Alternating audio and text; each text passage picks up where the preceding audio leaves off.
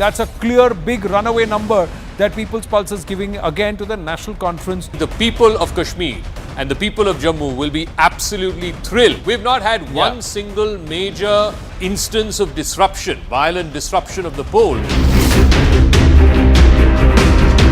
The Haryana poll of polls, ladies and gentlemen, the mega poll of polls gives the Congress a runaway victory. अब भी यही कह रहा हूँ ना, मैं टायर्ड हूँ ना रिटायर्ड हूँ।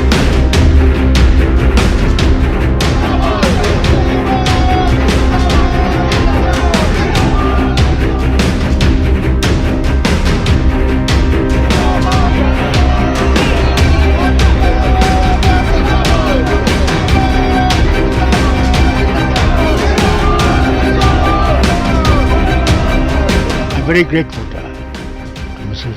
Mahbooba Mufti. She also wants the same things that we want. Elections are over. Let's work together. जो इंडिपेंडेंट जीत के आ सकते हैं, उनके राब्ते में आप हैं, आप बात उनसे कर रहे हो। तो स्वाभाविक है, बात तो करनी ही पड़ेगी।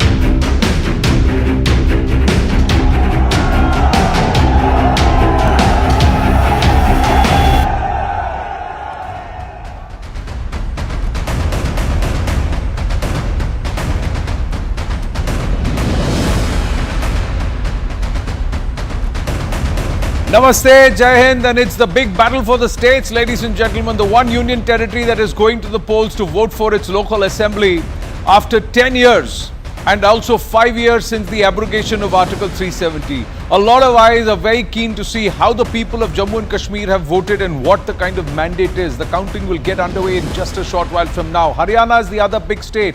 Will all the regional satraps and the regional parties be sidelined, and will it be a two-horse race between the BJP that's facing the anti-incumbency and the Congress which is riding on Huda, who's neither tired nor is he retired? We'll have to wait and watch because the ballot is cast and it's just counting down to counting, ladies and gentlemen. It is Result Day Live. Welcome aboard the CNN News 18 election news coverage, your election news headquarters. I'm Anand Narsimhan.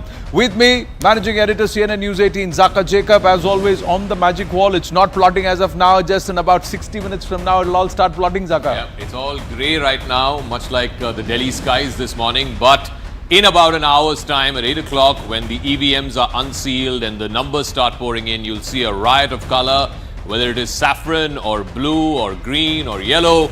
We will have it first here on the magic wall. So National Conference plus Congress plus PDP, Rahul Shivshankar, or will it be the BJP along with some of those who you believe should not be anywhere as far as the democratic process is concerned? This early morning, what's your feeling? Anand, look, you know me, I'm very trepidatious about this election in Jammu and Kashmir. Things were going along swimmingly in the state. We've never had violence, figures 0% pelting.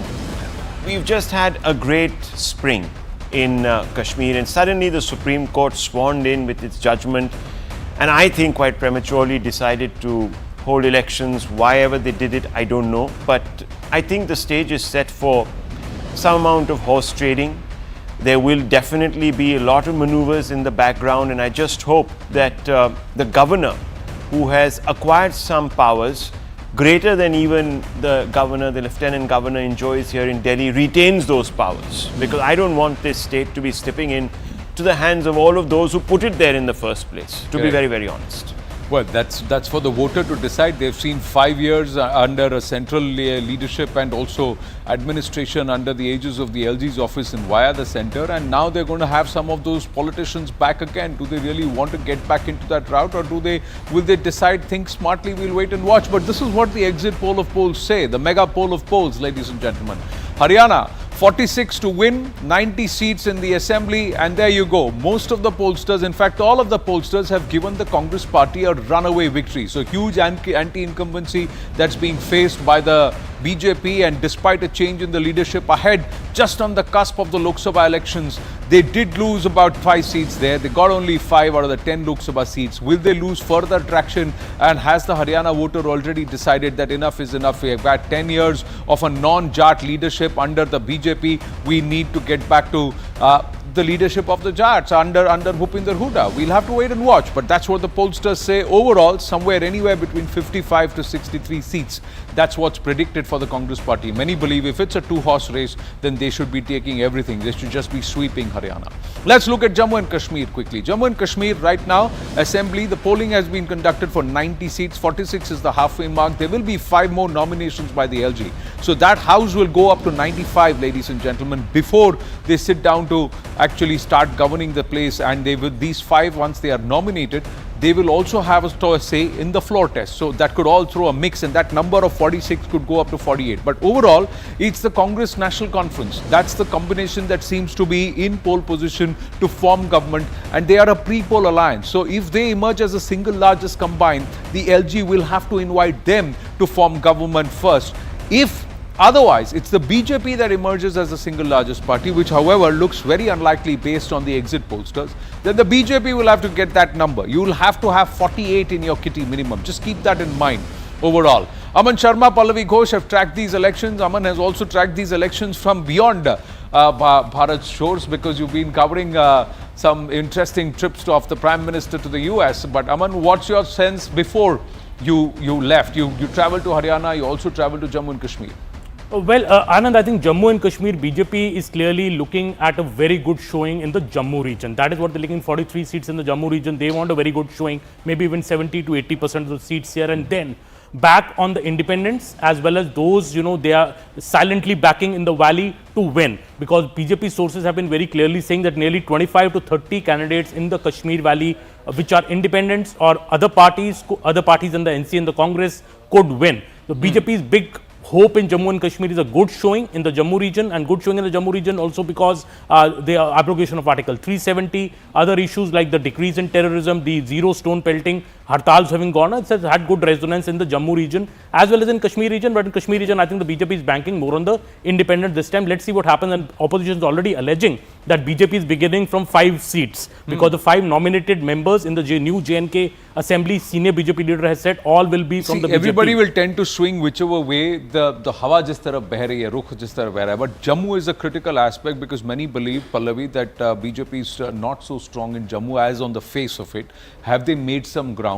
On the other hand, the National Conference was upset that the Congress did not put in its shoulder and weight in Jammu, whereas they could have reaped rich benefits there. And somewhere in that combination, it is National Conference that's pulling the weight in the Kashmir division, and they expected Congress to do their bit in the Jammu division. And should the NC Congress not be able to form the government in Jammu and Kashmir, I think that grudge of Omar Abdullah, and he was quite open about it, will be out. I mean, he's certainly going to blame the Congress party for that.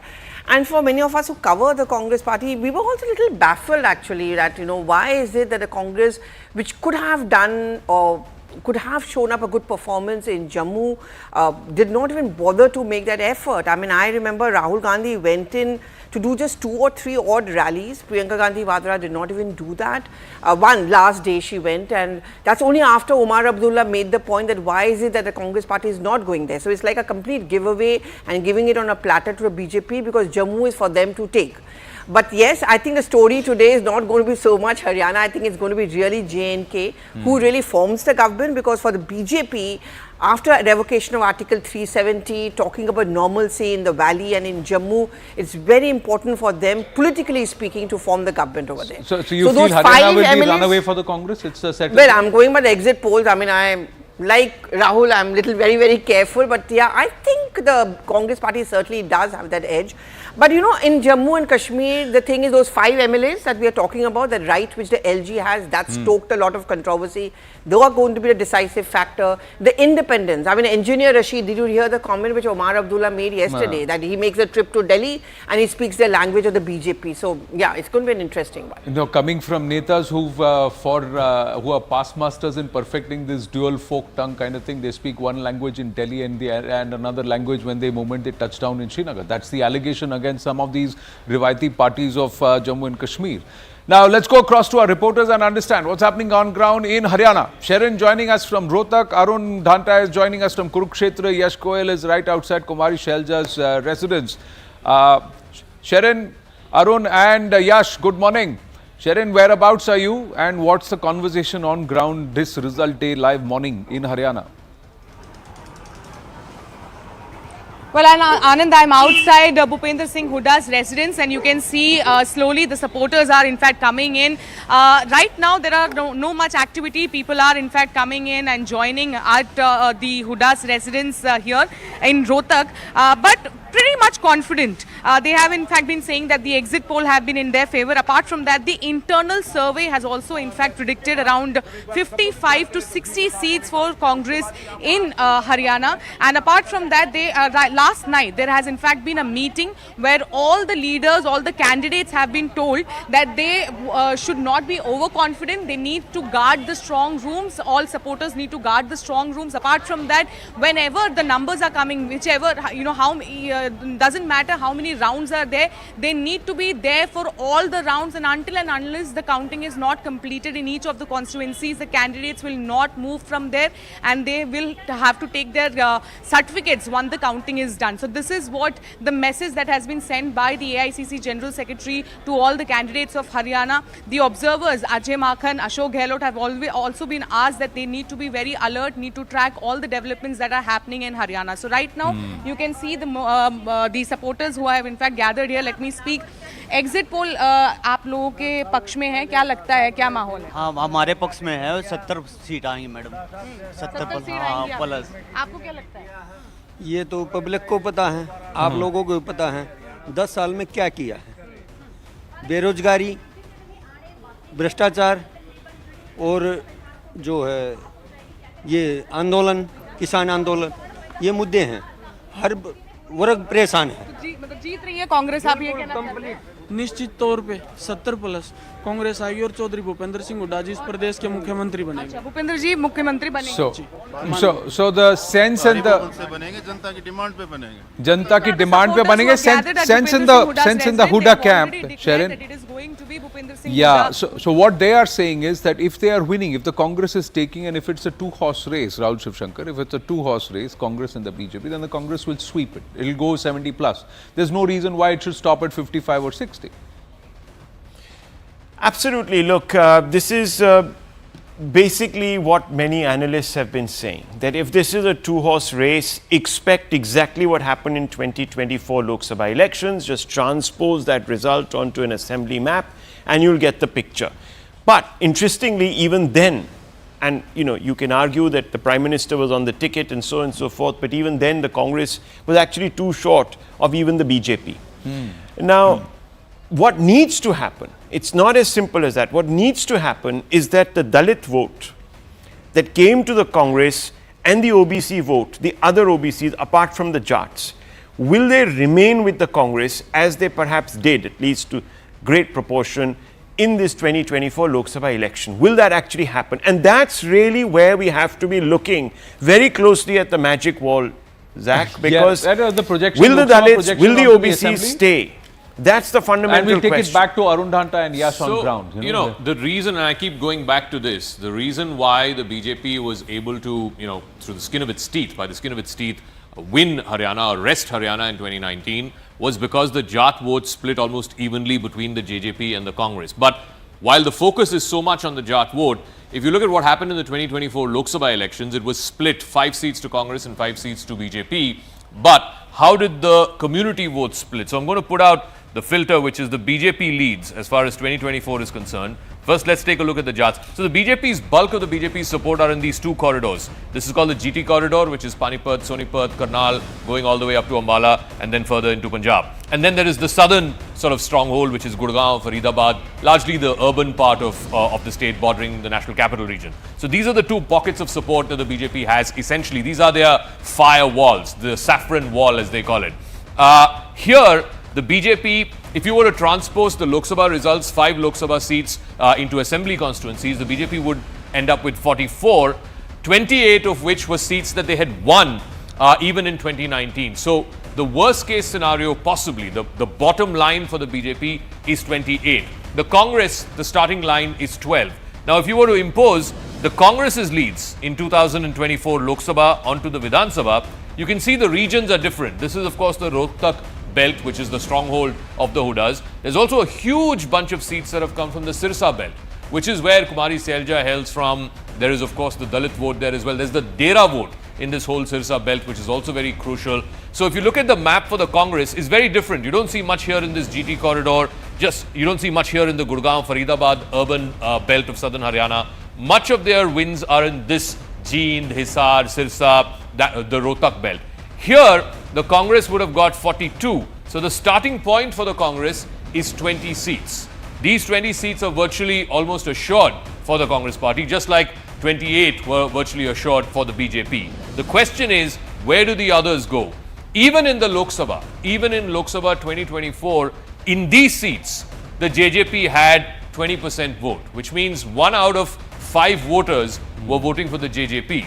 Will they do that in the assembly? See, and if you see, there is a clear about 2% vote percentage difference between the Congress and the BJP, but there is a 9-seat plus for the Congress. So their seat conversion, despite a lower vote share, is higher in this belt. Correct. And did the JJP cause that damage to the BJP? We don't know. Possibly. I mean, they did fight in alliance. Yeah, in an alliance in the Lok Sabha. But then everybody in Haryana knew that things were not good between the two parties. What has changed? There are 2 or 3 things that have changed. There's the Vinesh Phogat women wrestler factor that's come in.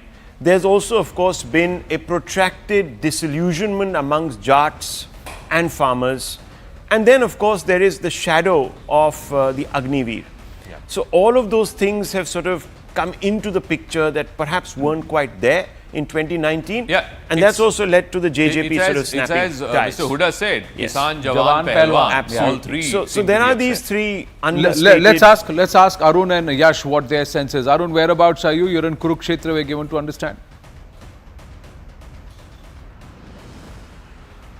Well, that's right, Anand. I'm in Kurukshetra, and this is the place where Chief Minister of Haryana has his residence. Remember, he was the Member of Parliament from this Lok Sabha seat itself, and Naib Singh Saini was in Chandigarh yesterday. He came to Kurukshetra late night, and as we reached here, we went to his residence, and we got to know that he left his residence at around 5:30 early in the morning to visit the temple, and throughout the day he will be traveling around. And 2 days back, when I spoke to Naib Singh Saini, he was very confident about the results. In fact, he was saying that the exit polls, the results which exit polls are showing will be proven wrong on the day of counting. In fact, I've been speaking to a few BJP leaders in last 2 days after the exit polls. They are saying that exit polls have gotten wrong even in the past. In fact, some of them had told me that even during the Lok Sabha polls time, when exit polls came,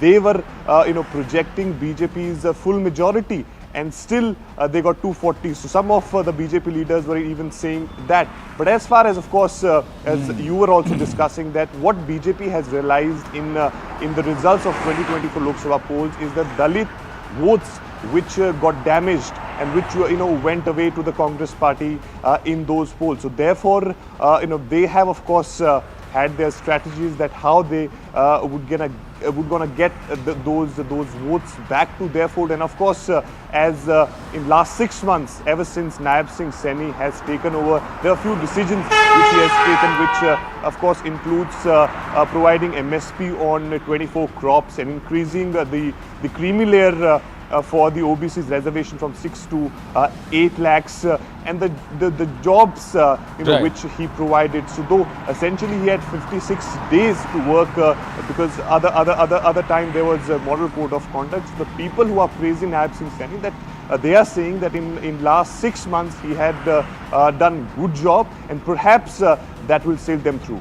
Well, will it do that? We'll have to see. Most importantly, if it is a 2-horse race, then can BJP buck the anti-incumbency? Can they retain a bulk of their Lok Sabha vote share to try and convert into seat conversions? Because the Congress, on the face of it, doesn't seem to require a higher vote share for seat conversions, and it's already holding on fort from the Lok Sabha as the projection Zaka was showing. But Yash Goyal, you're outside Kumari Shelja's residence. That belt, the Dalit belt, and where she has a sway over about 9 or 12 seats, how critical is that? And how important is Ashok Tanwar on the last day? In fact, it should be embarrassing for the BJP there that within 1 hour of him being there sharing the spotlight with the Prime Minister, he was seen on stage with Rahul Gandhi and he had defected. And this was in the nth hour. How much of a difference is that going to make? Absolutely, Narayan, and in fact, the same thing has been said by the Chief Minister of Haryana himself, that you can see his statements just 1 hour before when he joined the Congress party, and you can see how he's speaking right now. So BJP is very clear that he being shifting his allegiance from the BJP to the Congress is not going to do anything. This is what the BJP has to say, but things are very different on the ground. In fact, to give you a quick update about Kumari Shailja, we are right outside Kumari Shailja's residence here in the national capital. In fact, I can tell you that some preparations are being done outside her residence. In fact, you can see this tent being put up because today there will be 2 people on whom all eyes will be. First will be Mr. Hooda and then will be Kumari Shailja. In fact, yesterday we tried speaking to her and she made it very clear that around 11 to 12 is when she will be speaking to the media, and then only she'll be putting out her very first statement on what will be the way ahead for the Congress party when it's come to the choosing of the Chief Minister. But in fact, she is someone who has made it clear that she is one of the contenders of the Chief Ministerial post. But what transpires today is yet to be seen, because the kind of exit polls which we have seen, that shows a clear majority for the Congress party. And in fact, Kumari Shailja is also someone who is very candid when she speaks to media, and she leaves no stone unturned to speak out her mind. And today also we are expecting her to speak in a while, or perhaps around 11 well, a.m. I think she will be speaking to the media. And in fact, she has spoken to News 18, and we will try and play that out in a bit, Yash. But thanks for that. But bringing this story back, can we just go back to the mega poll of polls of Haryana, and then we'll bring it into the studio to understand. Has any of the pollster actually looked at it, Zaka and Rahul? Has any of the pollster come out and said that it could be a 3-horse race? Now there are 2 who are giving the others about 15 to 17 seats and 10 to 15 seats. There are 2 pollsters who are giving others about 15 seats. Now what does that mean? Does that mean that the INLD and Aam Aadmi Party then get into the mix along with some of the independents? You see Dainik Bhaskar, and there is C Voter, and People's Pulse also has given 16. So 3 of them have given them at least 15 seats to others. Now what does that mean? Does that then become a 3-horse race? But if they're giving and if it's a 3-horse seats, race, yeah, does that then help the BJP's cause? But Anand, if they're giving those many seats, that means there'll be a substantial vote share. I don't see how the Congress then gets up to those figures. 60. I mean, then it'll be a hung house scenario. Yeah, I think, if you're looking at 15 to 17, and mind you, this is not JJP. They are then saying it's either AAP or INLD or independents, maybe rebels. There would be a whole bunch of rebels on either side. But if there are going to be anywhere between, let's say, 10 to 15, or one of the polls saying 15 to 17, one poll saying 16, then you won't have this kind of a runaway victory. You won't get a 50 plus for one of the 2 major parties. But I'm interested in one thing. This whole question of who will become Chief Minister, does that also change with the nature of the victory? Let's say if Congress gets 60 plus, then does that mean that it's Mr. Hooda who's automatically the choice? And if it's a more tentative victory, a 45 to 55 kind of a victory, is his place as Chief Minister not so much of a sure shot, Pallavi and then Aman?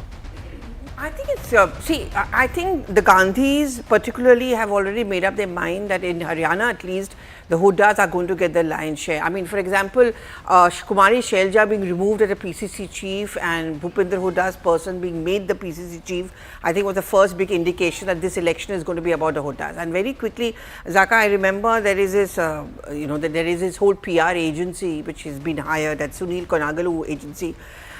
There was a lot of grief which many within the party felt about the fact that the first few ad campaigns were only in and around the Hoodas. I mean, pictures of Dipinder Hooda sitting in the Khet and having food with women. That did not go down well with this Kumari Shailja camp, and they had objected to it. And that's why they met the Gandhis and said that, the campaign only makes it look all about the Hoodas. Unka monopoly nahi ho sakta. But having said that, 80% of the candidates almost are chosen by the Hoodas. I mean, what more do you want? And look at the line which Bhupinder Hooda says, MLAs decide karenge. So when those 3 observers go after the results are out, and should the Congress get that win, obviously the most of the MLAs are going to be most probably from the Bhupinder Hooda camp, and obviously they're going to say this, that we want him as the CM. So, I think it's almost given. I think what is going to be important is, what is it that she's going to get? Her choice as a deputy CM, if there's a deputy CM, will her people get the important portfolios, and what next for her? Will she work under Bhupinder Hooda? Because I'm not sure if that is something that will be acceptable to her. She not as a deputy CM, but maybe her person as a deputy CM, in case there is one. But Aman, the other thing is, as you weigh in on Bhupinder Hooda and the Congress, the fact is what happens to the JJP and INLD? Then they get routed if they're done. Well, see, Anand, this election in Haryana, I feel, is strongly about Jat politics. It is the Jats in the state who said, okay, 10 years there's been a non-Jat chief minister. We've had enough. We want a Jat chief minister. And that is why I think Bhupinder Hooda is in the mix of things. Even in the last elections, if you remember, Bhupinder Singh Hooda was given the charge of the election just about a month before the election. The criticism was Congress delayed it a lot. Still, the Congress could win 31 seats. And Mr. Hooda has always been saying it was because of me that we got 31 seats. If we had been given the charge earlier, I would have won the state.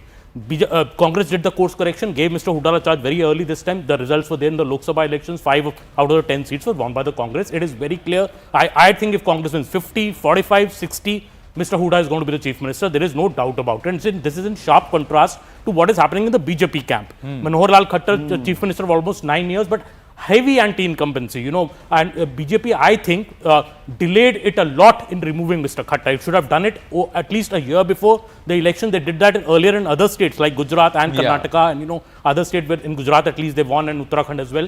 And I think Haryana BJP delayed removing Mr. Khattar a lot. They brought in Nayab Singh Saini, but Mr. Nayab Singh Saini couldn't do much in 6 months. You know, he couldn't even fight on a seat that he wanted to fight from. He had to shift his seat to Ladwa. So clearly, I think BJP, also there was a lot of infighting. I think Anil Vij, who's the senior most leader, publicly, when he was not made the chief minister, he has publicly said, I now want to be the chief minister. So I think we talk a lot about the infighting in the Congress camp in Haryana, but there was also a lot of infighting inside the BJP camp. Anil Vij is a career RSS and a BJP man, and he's had this grouse even when Khattar was being made the chief minister. And then when he was repeated as chief minister, Anil Vij had this problem, but then things settled down. This time around, he's not, is he going to be working against the party while being in the party? There are chances, people say that there could happen within the Congress camp also. Yes, Rahul. And Anil Vij comes from Ambala. So this is that Ambala GT road belt which Jaka is speaking about, which is BJP's stronghold in Haryana. If Anil Vij is not on the same page as the rest of the party, you could see BJP facing reverses even in that. I mean, frankly, this is an election for the Congress to lose, Anand. Let's be very honest about this in Haryana, because the trend has been sort of gathering against the BJP. But the fundamental thing about this Hooda question is, look, at the end of the day, the show of hands always takes place in the CLP. Right? And we've seen it in Rajasthan. Mr. Gehlot always seemed to have the largest number of MLAs. Whoever has the largest number of MLAs gets to become chief minister. Siddaramaiah in Karnataka supposedly still commands the loyalty of the largest number of MLAs. Similarly, Hooda actually had full sway across 65 seats, picking his own people to contest this election. That just tells you that, look, this entire campaign is pivoted around the strategy of who the Hoodas believe can deliver the state. So Rahul Gandhi also generally sort of absented himself from this state.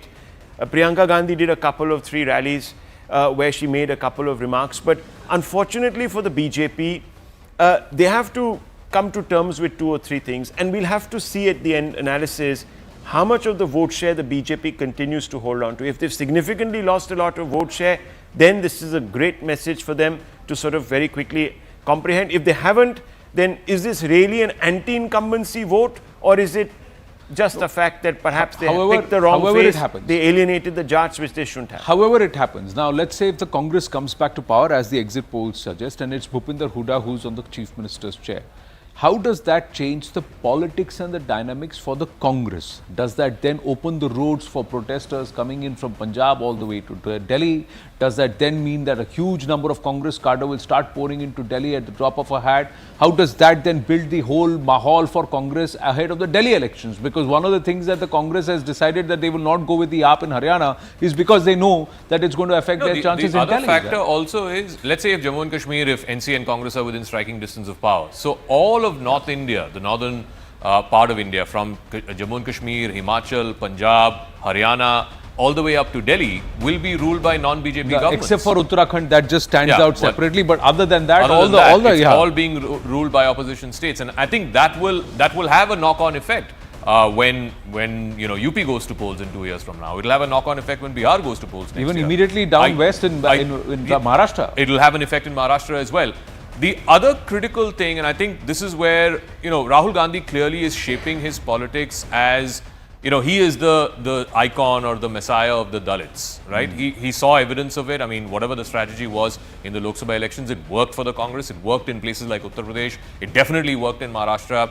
Pallavi and I were talking about this video that they put out yesterday of him going to a Dalit household and eating their food, the food that was prepared by that family. I think, they cannot afford to ignore Shailja or her concerns simply because I think the signaling to the Dalit voter, to the Dalit constituency, and clearly, I think I'm convinced about it, that Rahul Gandhi has made up his mind that the Dalit vote bank is coming back to the Congress. It used to be the Congress's sort of, one of the three pillars of the Congress with minorities and Brahmins at one point of time in the 70s and 80s. He is convinced that 2024 Lok Sabha is evidence, and you will see more evidence of it going into Maharashtra. Maharashtra, again, the seats that the Congress won in some of the most backward parts of Vidarbha were Dalit-dominated seats.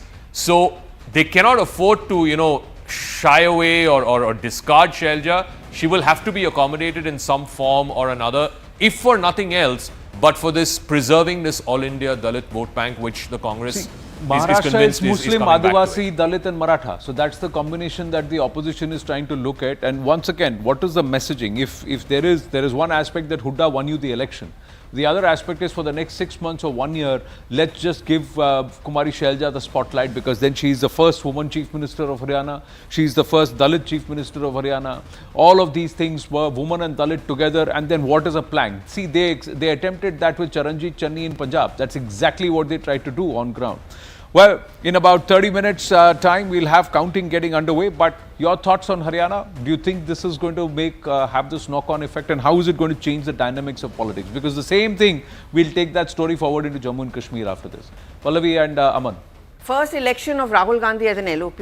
So I think it's going to be interesting. He's just going to walk in. There's going to be Priyanka Gandhi Vadra also this time around, most probably in the winter session of Parliament. So first election of Rahul Gandhi as an LOP. Second thing is, the fact that he did not campaign much and he gave it to the regional leaders, that also could be the possible messaging henceon, that I'm going to be the big man, and look at the national picture, the Dalit politics of Rahul Gandhi, should the numbers work for him.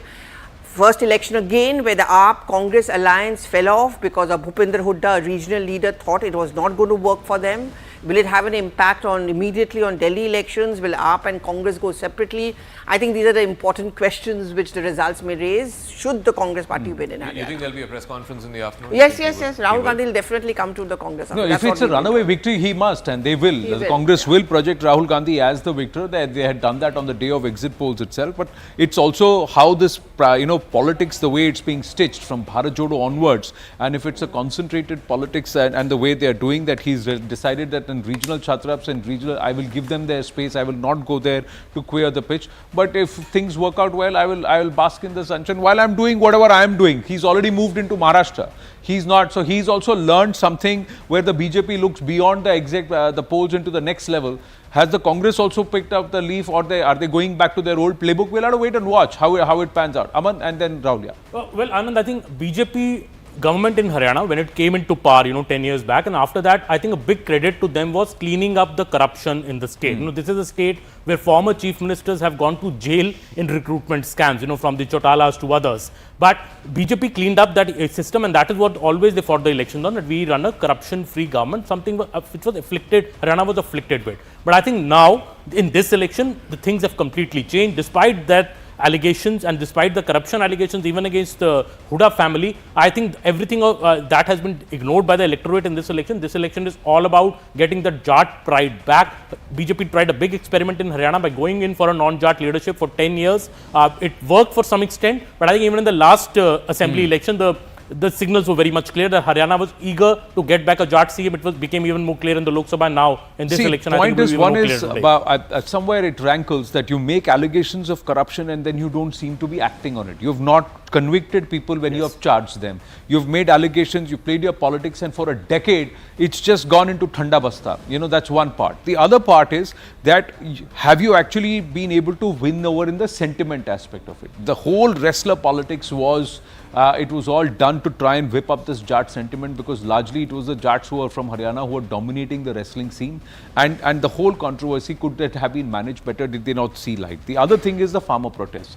Haryana suffered because of the farmer protests and because of the fact that they were not able to curb it down or they were not able to block it. The blockades were half-hearted. Then when it happened, that entire belt of the small industries, they all suffered. And again, on ground somewhere, like Khattar lost the narrative, did they delay it too much? We'll see how the results happen. Now, if the BJP scrapes past and then they make it a hot fight and it's all even Steven somewhere close and they pip them past the post and they hold on, perhaps by afternoon the whole story and the narrative will be very, very different. The farmer protest also, Anand, I think till some extent the BJP was in control of it, but the incident where the BJP, the Khattar government had to open fire at the farmers at that border, I think that particular incident changed the entire narrative. And since, if the border is even sealed till date, Anand, so that was the situation that Haryana lost control, I would say. And I think the farmers in Haryana who for long had been in the support of the BJP, I think that particular incident did change the mindset. So there is another larger factor that we should look at. Look, the NCR region then, if this exit poll result, etc., and we'll know in a few minutes now whether the Haryana election is going to go as predicted by the exit polls. If that happens, then the NCR region, Delhi, one big urban center, rich urban center, slips away from the BJP. Maharashtra, Bombay, up in the air. Yeah. Chennai, Bangalore, both gone. Hyderabad with them, but not quite with them. So it does also change those dynamics. The BJP has always been a party for urban middle class, the neo middle class. Correct. These are also rich places from where resources come through.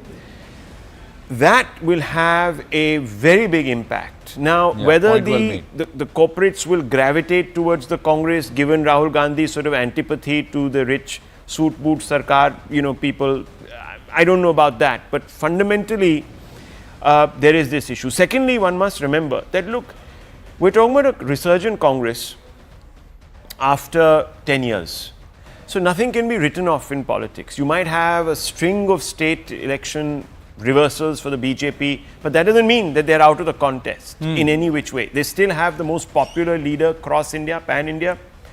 Mr. Modi needs some time to regroup. Clearly, there is a certain degree of flaccidity in the party, and there are also people who have started looking at perhaps the post-Modi scenario for themselves. Yeah. I think all of that will then be taken into. Also, some of the leaders and some of the positions, they seem to be jaded. There needs to be fresh legs. There needs to be a reinvention. And there you can, one of the things that the BJP as a single largest party, the largest political party in the world has to see and learn from the Congress is they cannot have a congressification of the BJP, the way it functions as a unit. Now, the moment that happens, then you're going to follow the same life cycle as the Congress right now, that rose to the top and then went down. At some levels in the BJP, there has been this sort of personalization of politics, a plebiscitary sort of form which the Congress had sort of excelled in. Right. I think that will probably change. Well, let's do two things. We'll quickly signpost some of the key factors, ladies and gentlemen, and then also get you and bring you up to speed on the Saffron footprint across Bharat. Now, two aspects which are critical. We'll see which one we go with first. But the fact is that if you look at the overall Saffron footprint or the footprint of the BJP plus NDA, it presents an interesting scenario. But some of the important highlights for this election. Two high-stake polls, the Union Territory of Jammu and Kashmir and Haryana, both of them critical, important strategically for multiple reasons. Polls in Jammu and Kashmir for the first time in a decade, and it's the first time that the Union Territory is going to vote post-370 abrogation for itself. Haryana dangal, is it a dangal for change? That's a big question. The exit polls predicting a clean Congress sweep. The BJP facing massive anti-incumbency, and it also has this entire factor to battle with in Jammu and Kashmir, where the central administration has had its pluses and minuses. Statehood restoration promised by National Conference and the Congress, is that one that is working on ground, or are there other local factors based on the candidates itself that could throw up a surprise in the Kashmir division? We have to wait and watch. But what happens to the regional Chhatraps?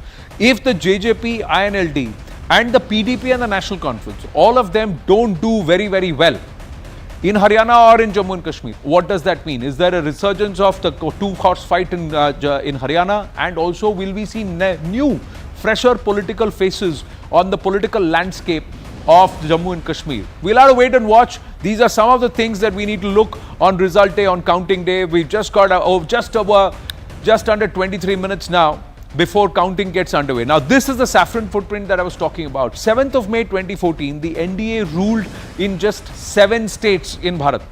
And look at the mandate that Prime Minister Narendra Modi got. But the mahal, momentum, mood was very, very different. It was aspirational, it was hopeful, it was for change because they wanted somebody who will fight against corruption and change the perception of Bharat. Look at October 2024 as we speak.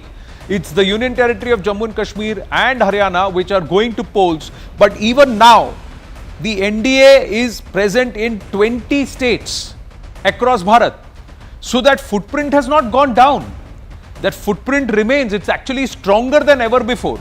Never before have they gone up to 20 NDA ruled states in the last 10 years. In fact, in 2019, ahead of the 2019 elections, they were almost back into single digits. They were about 11 or 12 states only, and then they came back again. So these ups and downs do happen in politics. But Rahul made an interesting observation where he said all the major metros and perhaps which are the urban pockets from where the finance, the growth, the generation, corporate India is all coming through seem to be then under Congress or the opposition control, not in the NDA control, if these results don't go in their favor. But the north, as Zaka was pointing out, and if you look at that, come back to that this picture, the north, if Haryana goes away, there you go, right, the one next close to me, if Haryana goes away, Haryana, Punjab and Jammu and Kashmir is not with the NDA, then look at that, except for Uttarakhand, that small patch in purple, in saffron, rest of the 1, 2, 3, 4 regions, they are not with the BJP then, they are not with the NDA. Will that have a knock-on effect in Uttar Pradesh, like Zaka said, or further down west in Maharashtra, what will be the impact? Or should we not look at it like that? Should we look at it in isolation? Let's talk Jammu and Kashmir now, ladies and gentlemen. Let's go across to Ishan Wani straight away. Is there a thriller in store? Who holds the key in the Kashmir division? Will that change the story? Overall, the pollsters say it's the Congress plus NC that is taking the Jammu and Kashmir together. Congress with some numbers in Jammu and National Conference sweeping Kashmir division. That's what the story is. On the other hand, many believe that the BJP is likely to sweep Jammu, and it could be a very interesting mix that could happen in the Kashmir division. 43 seats in Jammu, the remaining seats in Kashmir, in the Kashmir division, 47 seats there. But more importantly, the 5 nominees. 90, 95, Ishan, इसी के बीच में क्या story है? What's the conversation? Well, the conversation is that the Lieutenant Governor could nominate 5 members to the Assembly, and that could be very crucial and tricky. And if that happens, the regional political parties, according to sources I have been able to speak with, that they will take legal course. They will decide to go to the Supreme Court and challenge that if they are given voting rights to decide on who is going to form the government, before even formation of any government is done, if they are given voting rights to support any government, then there will be a legal approach by the National Conference, by other political parties who are in touch with lawyers, and they will approach Supreme Court to seek relief and to ensure that whether it's constitutionally right. And that is on the minds of every political party in this particular Kashmir Valley, who want to ensure that they are able to have numbers in this particular crucial polls. Remember, National Conference and Congress believe that they would have numbers. While it's a very peculiar situation, speak to National Conference, they believe that they would need an outside support. They would need support from the People's Democratic Party.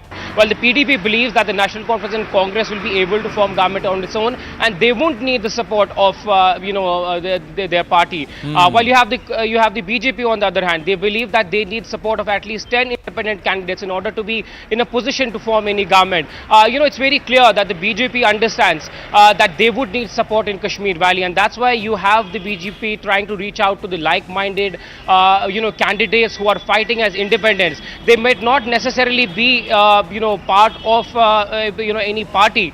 Many of them can be part of certain political parties who are fighting as independents, since their parties are not recognized by the Election Commission of India, and they are in touch with them. They want to ensure that if they are able to win and win big, they are able to take them out and take them to the BJP and ensure that they have the support. Well, there's a clear divide. There is no doubt about it. As far as the voting is concerned, Ishan, the voting we saw, there was a clear divide. Ishan, Dainik Bhaskar and Gulistan News, I was just looking at the exit poll numbers. They are saying others, that means independents, the smaller parties, could get anywhere between 22 to 26 or 19 to 23. So that means, say, about 23, 24 seats could go to these people. Now, is that likely to happen in the Jammu division or in the Kashmir division more, where there could be these smaller parties, independents, who could actually steal a march from the PDP and the National Conference?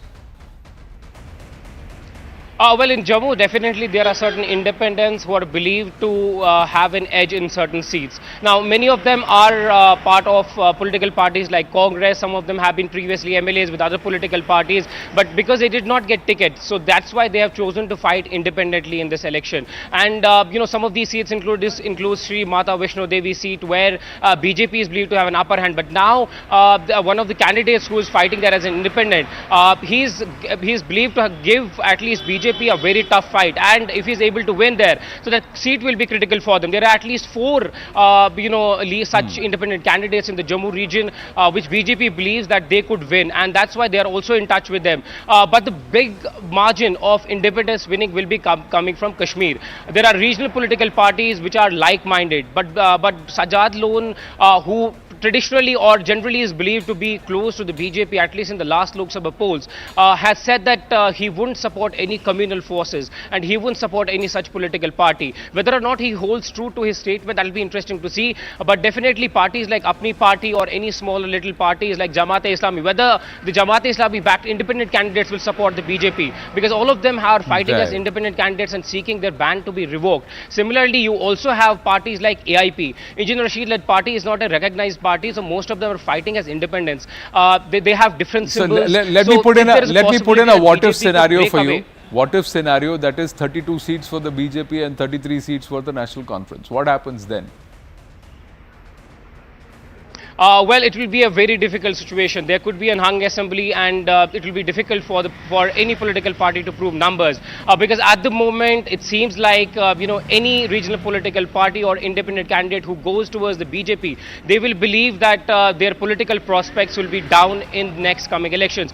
But let me tell you very clearly, there are candidates who can be who are part of anti-national activities or anti-India activities, but have chosen to contest in the mainstream elections. Those candidates are possibly also in touch with the BJP, that they could switch their parties or candidature and give support to the BJP to form any government. Well, BJP is clear that they want independent support. They know that if they have to win, they have to contact these independents. But there is a one seat that the BJP and Ram Madhav has been particularly focusing upon is the seat in Gurez, where there's a tough competition between National Conference and the BJP, because the vote margin is less, the voters are very less. The voters are around 22,000 there. It's a remote area on the line of control, where it is being called a fight between a wazir and a fakir, because fakir is the BJP, Fakir Muhammad is the candidate of the BJP, wazir is Nazir Khan Gurezi, who has been an MLA previously. So it's a fight between a wazir and fakir, where the voters will now decide that who is going to win there. But it's a very crucial seat, the narrative and the story BJP is eyeing to gain a victory the from narrative there. can perhaps come from Gurez, because if the BJP wins and defeats the National Conference in Kashmir, in Gurez, then it becomes a huge story, and vice versa too, ladies and gentlemen. So one seat that we need to watch out for at the Live Results Hub is Gurez. Avantika Singh is with us, joining us live, all set at the Live Result Hub here at the News 18 facility. Avantika, how's the preparation? Absolutely. Good morning, Anand. And my love for numbers happens here at the Live Result Hub, because it makes it so exclusive to CNN News 18, because it's here that we're going to be tracking all the numbers. It's absolutely a fascinating place, and I'm always so excited to be here tracking those numbers. We have our reporters at the counting centers, and just in a few hours we're going to be tracking whether there's going to be a Congress resurgent in Jatland, Haryana, who have been leveraging on the public grievances and discontentment against the BJP. The BJP also extremely optimistic of retaining power for the third consecutive term. But just to give you a sense of the Live Result Hub, this is a fantastic place. We're going to be tracking all those numbers. We don't go by estimates. We're going to be getting our viewers all the numbers, and we have Shaukat here. Shaukat, tell us a little bit more. You're going to be tracking all the numbers coming in from Jammu and Kashmir, where independents are going to be playing a very crucial role. What will they do? Will they play the role of the kingmaker? Tell us. Yes, first of all, I would like to say that this is an important election for Jammu and Kashmir, क्योंकि 370 हटने के बाद और 10 साल के बाद लगभग election हो रहा है, तो सबकी नज़रें हैं. This is an international news this time. तो जहाँ तक हमारे रिजल्ट का ताल्लुक है, तो हमारे पास मोस्ट एक्यूरेट रिजल्ट आता है. हमेशा हम सबसे तेज़ रहे, हम सबसे फास्ट रहे, क्योंकि हर जितने भी हमारे काउंटिंग सेंटर्स पे वहाँ हमारे अपने रिपोर्टर्स हैं, और वो आते ही पहले रट टीम को हमारे अपडेट करते हैं. मैं आपको दिखाता हूँ हमारे यहाँ, जैसे यहाँ पे हमने डेटा वेटा है सब पूरा तैयार किया है. आपको मैं अगर दिखा दूँ, जैसे हमारे हॉट सीट है उमर अब्दुल्ला फॉर्मर सीएम गांधरबल से लड़ रहे हैं. तो गांधरबल जैसे अगर हमारा कैमरा मैन दिखा पाए, हमारे पास सब जितने भी डिस्ट्रिक्ट्स हैं पूरा डेटा है, एक्यूरेट है, फास्ट है. All the data, इकबाल मैं आती रहूंगी आपके पास, तो all the data will come here, Anand, and as you know that we are going to be getting you all the numbers right from here. That's what makes the live result help so exclusive to tracking CNN Haryana. News. You've been tracking Haryana. You've got connections, and you've also interacted with some of the leaders there. But there is Shailendra Wangu on the floor on the live result hub, and who will be very closely watching what's happening in Jammu and Kashmir. So there are people across the board here who are tracking both these regions which are going to the ballot and where the countdown is going to get underway very, very closely, and there will be certain seats which will all be key race alerts. Gurez is one we should mark it, and it's great that Ishan Wani actually brought that matter up and brought that seat up. There are other seats, the Mata Vaishno Devi seat. Who takes it? Who wins it? Will there be stories within the stories? We'll have to wait and watch, ladies and gentlemen. Just under 12 minutes to go. Just under 12 minutes to go. Enough time for us to take a very short break and join you right back here on the Battle for States.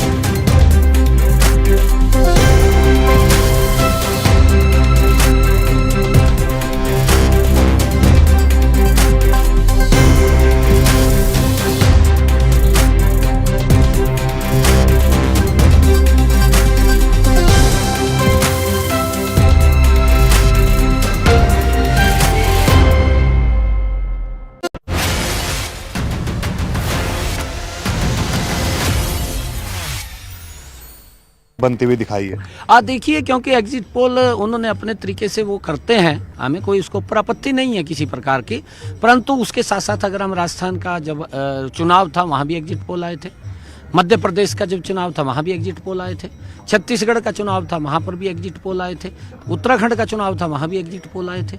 क्या exit poll आए थे आपके सामने, आपको पता है, उसके परिणाम क्या आए हैं वो भी आपको पता है।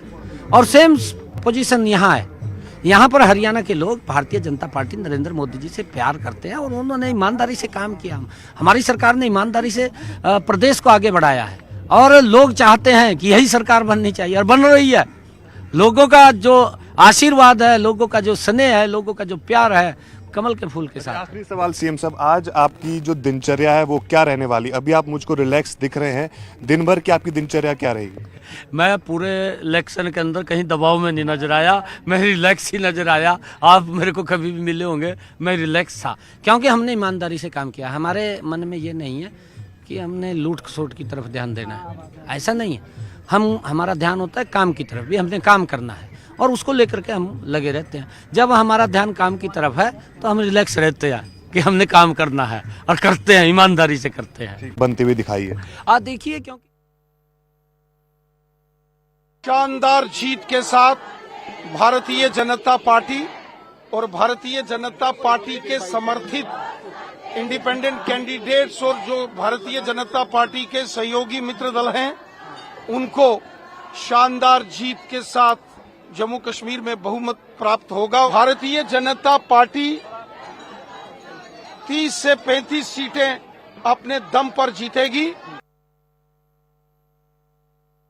भारतीय जनता पार्टी ने जम्मू कश्मीर में लोगों को जिस प्रकार से विकास की राह पर लेके गए हैं, पत्थरबाजी से छुड़काया है और इसी हिसाब से कुल मिलाकर के अलगाववाद, आतंकवाद, भ्रष्टाचार, परिवारवाद इससे मुक्त किया है।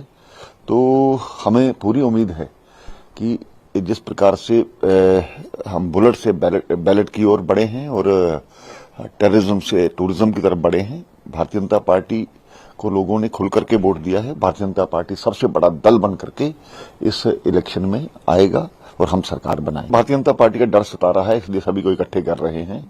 इससे ज्यादा ये कुछ नहीं है। अलग विचारधारा, अलग सोच, अब इलेक्शन अलग अलग लड़ा, लेकिन अब ये इकट्ठे हो रहे हैं। इससे क्या जाहिर होता है कि भारतीय जनता पार्टी सत्ता में आएगी ही। अभी तक तो जो हमें यहाँ लोकल ट्रेंड्स मिल रहे हैं अनंतनाग से या कश्मीर साइड से, वो तो जैसा हम एक्सपेक्ट कर रहे थे कि लोगों ने पिछले 10 साल के नाकस पॉलिसियों को, भाजपा के नाकस पॉलिसियों को हराने के लिए वोट दिया है। अभी तक तो ऑल ओवर ट्रेंड हमारे पास वही आ रहे हैं और नेशनल कॉन्फ्रेंस, कांग्रेस और अलाइज का जो है, कई जगह से हमको रिपोर्ट्स मिल रहे हैं कि उसी तरह के उम्मीदवार आगे अभी तक हैं। हालांकि अभी ये अर्ली है, मेरे ख्याल से थोड़ा सा 1-2 घंटे के बाद में और ये सिचुएशन क्लियर हो जाएगी, मगर वी आर होपफुल कि जो लोगों का फैसला है वो नेशनल कॉन्फ्रेंस, कांग्रेस और उसी तरह के लाइक माइंडेड और भी इंडिविजुअल्स भी हो सकते हैं, कुछ पार्टियां भी हो सकती है, मगर किसी तरह से भी बीजेपी को कोई स्कोप इस रियासत में सरकार बनाने का नहीं मिलेगा। Just under 3 minutes to go, ladies and gentlemen. Ghulam Ahmad Mir of the Congress party, did he sound quietly confident or did he sound tentative ahead of results? What is the mood, and is it going to go the way as the exit pollsters have predicted, or is it going to be something different? There are those who would like to believe कहानी में twist है, हरियाणा में भी और जम्मू कश्मीर में भी.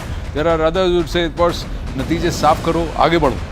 But there are those like us who'd say we'd like to see some drama because that's what keeps us engaged, isn't it? And then this whole coverage of the result day live gets all the more exciting. And there'll be so much more to talk about on the magic wall. It'll start plotting in just about 120 seconds. It's all grey now, but in about 2 minutes, yes, you will start seeing pops of color, whether those pops are saffron or blue or green or yellow.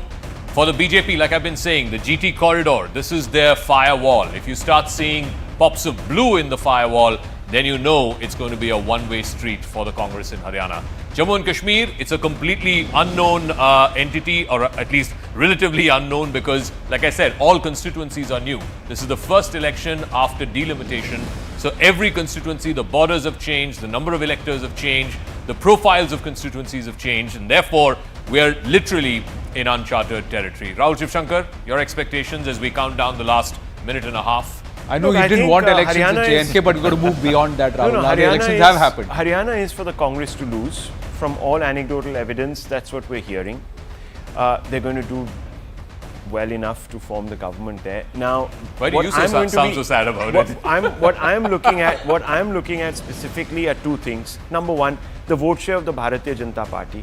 How much does it contract? If it doesn't contract, what can we then extrapolate from there? Number two, where is the Dalit, the OBC vote going? Because Rahul Gandhi is invested in Dalit politics, suddenly discovered this constituency, and now hopes that this constituency will drive him forward and his party forward back to power at the center.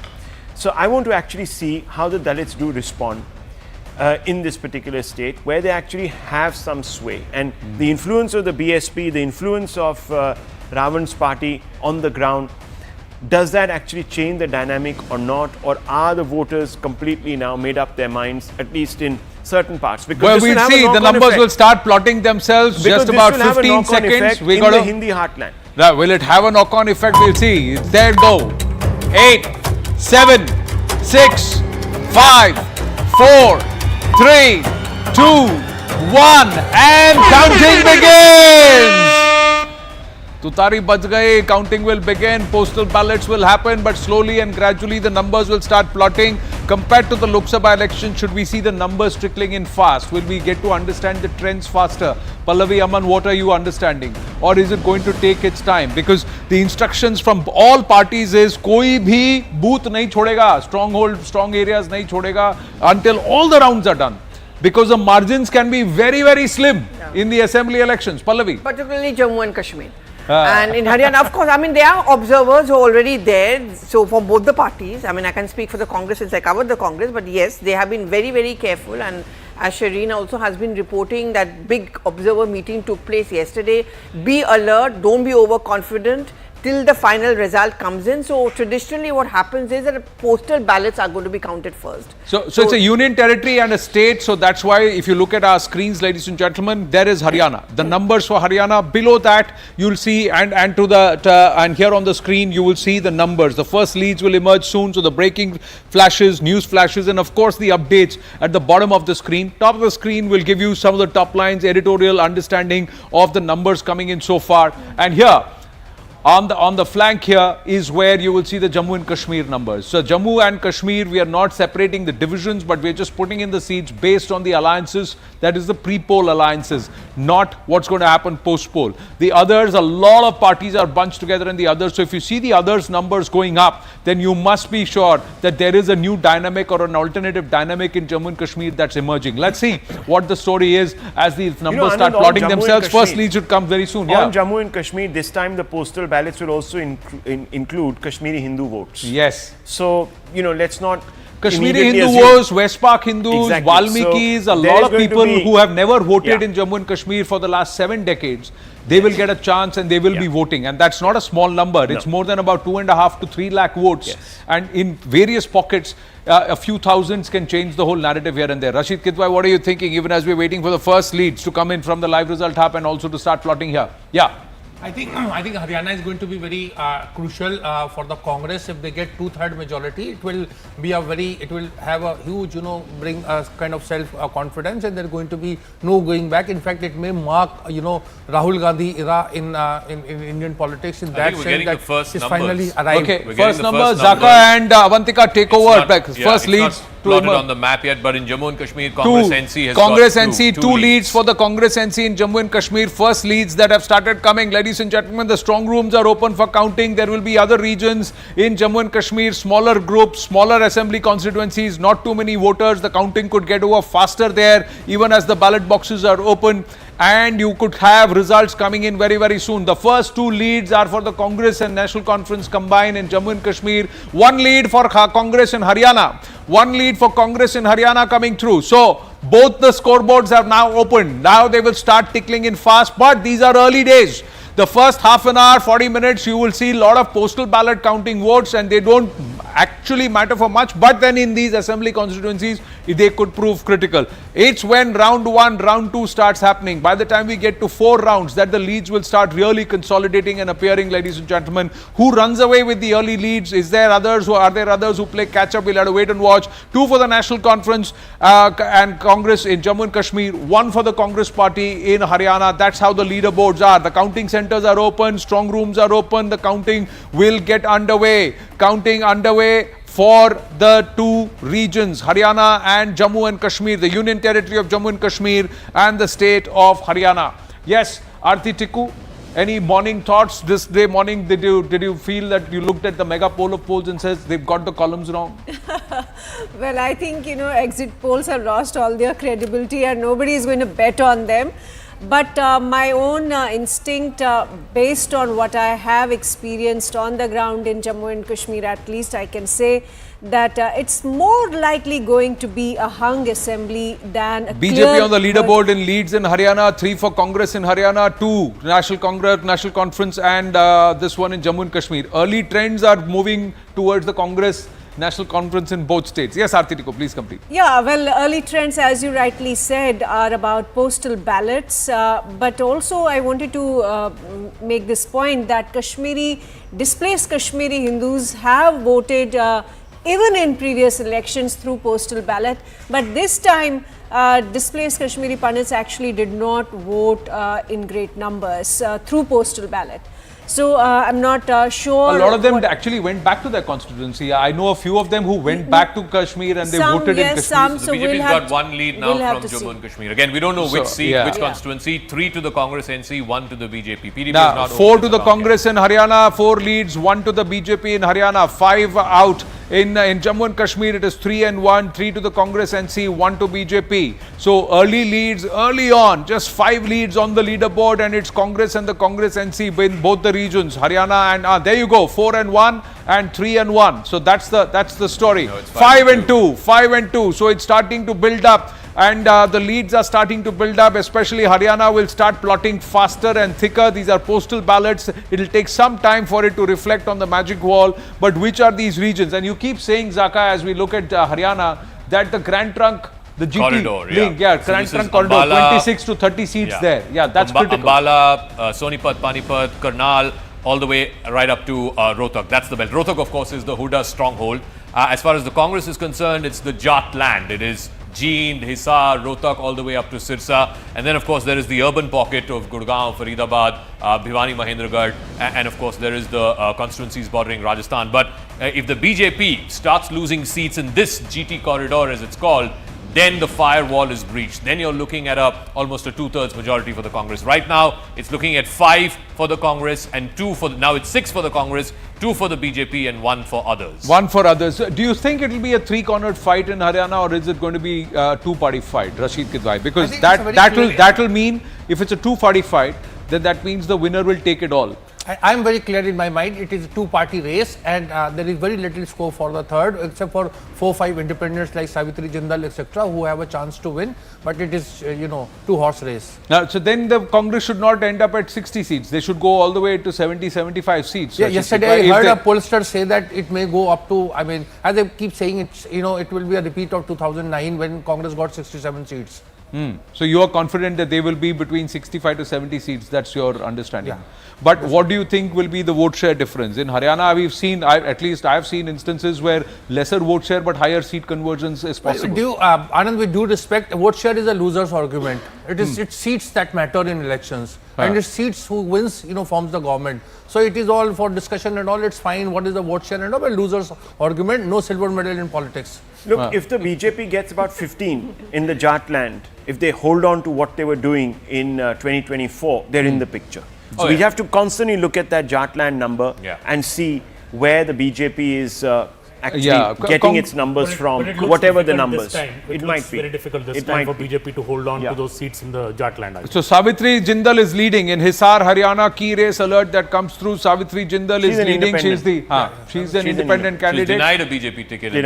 Independent candidate denied a BJP ticket in Hisar, Haryana. She's leading. That's a key race alert. Out of 12 leads, 8 in favor of the Congress, 3 for the BJP, she'll go with BJP. Well, her son is in the BJP. Yes, that's right. That's what I'm saying. Which way will she go? I mean, She'll go with the winner. She'll go with the Okay, that's she'll interesting. go with the winner. Very interesting. That's what Rashid Kitwa is saying. Okay, six for Congress NC, 3 for the BJP in Jammu and Kashmir, 1 others. Naib Singh Saini is leading in Ladwa so far.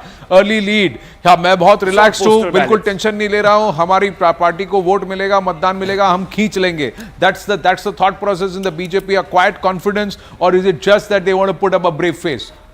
Well, I think this seat which he is fighting has a lot of Sani votes. So there are almost 8 to 9% Sani votes there. So that could be a reason BJP cited to give this particular seat to. I didn't understand why BJP didn't give a ticket to Savitri Jindal. You know, she wanted it. Her son is a BJP MP, so that was a bit surprising as well. But I think Haryana results, Anand, would be clear by about 10:30, I believe, because it will be, I think, very, very clear. And it looks clear as of now, 9 and 4, Congress and BJP.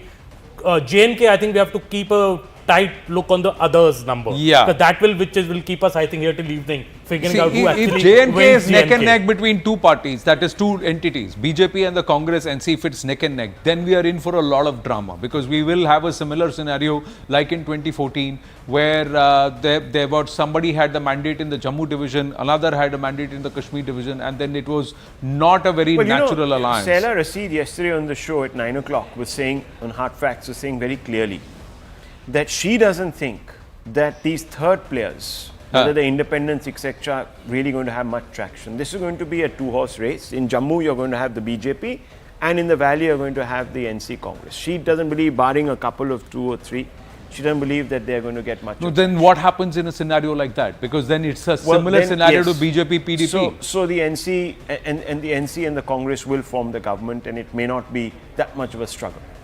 No, but it's two party. Others number will be significant, because you also know there is Ram Madhav right now in J&K. And, you know, earlier election. But was he injected early enough? He was injected very late. I think Rahul should have been sent much earlier. But that still, is a question. But still, I think the main gameplay happens in Kashmir once the results are out. Yeah. So you know that is when I think Sunil Sethi, Ashok Kaul, Ram Madhav, they've all been there on ground, and they've been trying to do a lot of work. See, the BJP falls less than 30 in Jammu. It's going to be a struggle. Let's not be under any illusions, because look, at the end of the day, the NC Congress will be in a position, and more like-minded parties and folks on that side of the fence. So far, There's nothing called a like-minded party in the BJP setup. Okay, for the BJP to ally. I say like-minded, there are political parties in Kashmir who are out in the fray, who are not asking for the abrogation of. No, but what they're saying, their candidates are saying on the ground is very different from what they perhaps are manifesting. A lot of the candidates on ground, including those which are standing, whose patrons have been ministers and union ministers in the past, what their utterances on ground are very different. Naturally like-minded. So that folk tongue is even the Congress and National Conference, if you go by their history, are not like-minded. In fact, Congress was seen as a very hostile force in Kashmir for a very long time. Even today, if you speak to separatists, hardcore separatists, or people who participated in separatism very viciously in the last 70 years, for them it was Jawaharlal Nehru who was actually the biggest bêta-noir, biggest enemy who betrayed Sheikh Abdullah. So there is no natural, if you really think about it. Nehru is quite natural. Yeah, but the emergence of the BJP has changed a lot of things. Yeah, because it's allowed the Congress to shift the blame onto the BJP and make that the Hindu party and the communal party. That's the point. Anand, I just want to make this point. I have been to even the upper reaches of Jammu region, Rajouri, Poonch, Doda, with considerable Muslim population, and also in the North Kashmir, where I have heard people saying that if BJP fields their own candidate, we will vote for them. This is Kashmiri Muslim, this is Jammu Muslim speaking very candidly about how their own thinking has changed in the last 5 years. I think we'll really have to wait for the numbers to actually make sense of what is happening. One gets a sense that the dynamic on ground, the difference or margin of victory, defeat, and there will be a lot of diffusion. Haryana Congress seems to be running away, 24 leads, 17 and 8. 17 and 8 in Haryana, 3 others. Nothing for the AAP, nothing for the JJP, but the others, independents, nothing for the INLD BJP either. in J&K. So BJP in J&K is 8 and 10, so it's neck and neck. So perhaps gains in Jammu for the BJP, National Conference Congress gaining in the Kashmir division. There are two others, one lead for the PDP. It's neck and neck in Jammu and Kashmir, but the Congress stealing a march and an early lead for the Congress party in Haryana. Out of 28 seats, they are leading on 17, the BJP in 8. Nothing for the JJP, AAP or INLD, but there are three others, three independents who are also leading. So interesting mix that is presenting itself in Haryana. Will this lead only consolidate for the Congress, and will they start running away with the numbers? We'll have to wait and watch with the BJP catch up. Screen, look at Jammu and sources Kashmir. are telling us that the BJP is already scrambling for their notepads in Jammu and Kashmir. Jammu and Kashmir, there is talk. The notepads have been at Yes. the ready because their understanding is very clear that their gains will happen in Jammu. Yeah. And in Jammu, out of 43, you can max out. Even if you max out, you'll BJP get 35. leaders now moving towards Kashmir in large numbers. There seems to be something that they are assessing on the ground. Yeah, that conversation has been going on. Yeah. The BJP, Aarti Tikku has also said that Yes. they will need independents and individual parties. We heard Ishanwani say like-minded, though you don't believe there are like-minded parties, BJP but is there will be leading people. we know Yeah. 3 out of the 8 seats. Udhampur, it's leading in Aknoor, and it's leading in Srinagar. I don't know. This is what we're getting from our live. We got multiple result hub. plots here. Srinagar, they're which leading had in very 8, low but 3 polling. of those we know which the seats are. Aknoor, Srinagar and Udhampur. These are Omar the 3 Abdullah seats. leading in Badgam as of now. That's another key race alert that's come through, that Omar Abdullah is leading in Badgam. He had to change his constituency. He moved to Badgam, but then it looks like he is leading at the moment.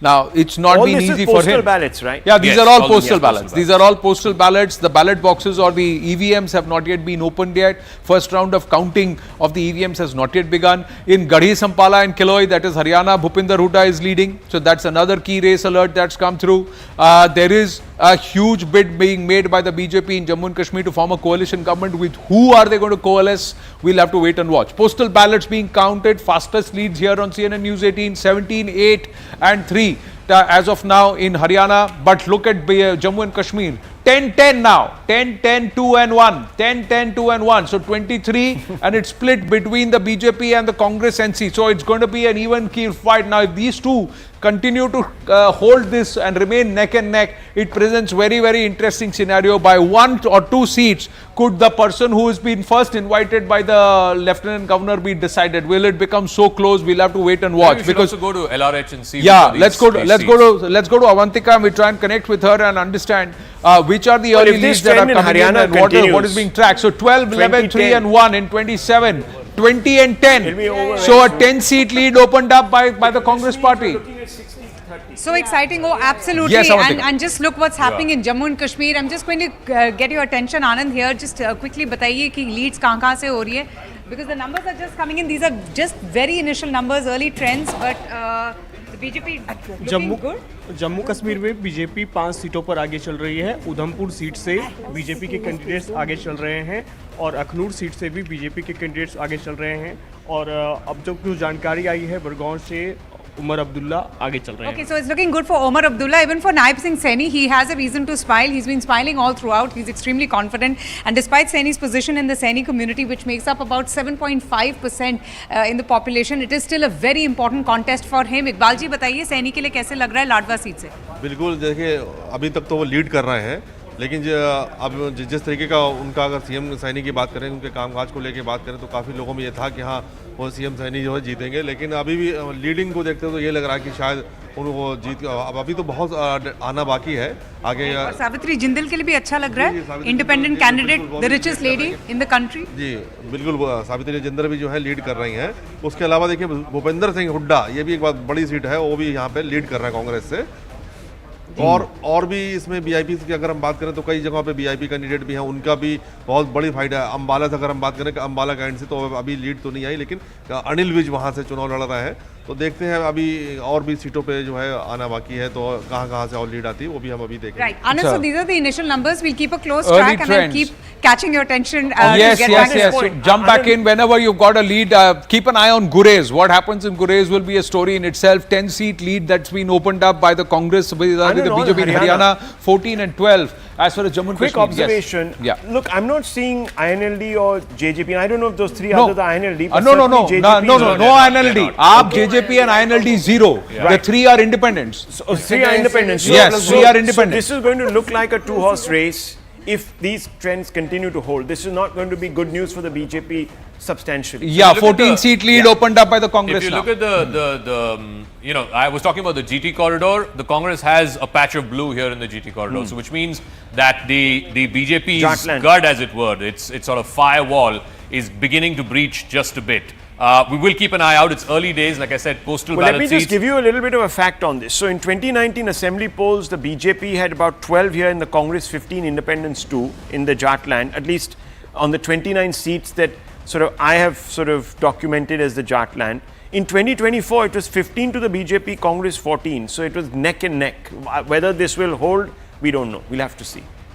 So, interestingly, the others, one is Savitri Jindal. She's, of course, fighting from Hisar. You have another constituency where Kuldeep Sharma of the Congress is fighting. There was a rebel candidate in this constituency. But you're beginning to see, again, a lot more sort of blues in the Panipat, Sonipat, Karnal belts. The BJP needs to sort of reverse this. If you compare this to the map of 2019 and look at where the BJP's numbers came from, a lot more orange here, a lot more orange here. We'll wait to see this belt, but this belt, the Sonipat, Panipat leading all the way up to Rohtak, whether the BJP is able to... Clearly, the BJP will just want the others to at least contribute Vinesh 15 Fogart to is 20% of Vinesh the Fogart is vote leading? share. Okay. If the vote share of the others doesn't fall precipitously, they still have a chance in tightly contested seats. See, even in 2019, Northern Haryana was the region, the GT road belt of Northern Haryana, where BJP did not lose. No. So they came down to 40 seats. This is the big stronghold. All their senior leaders, Anil Vij, Krishan Pal Gujjar, all come from this particular belt.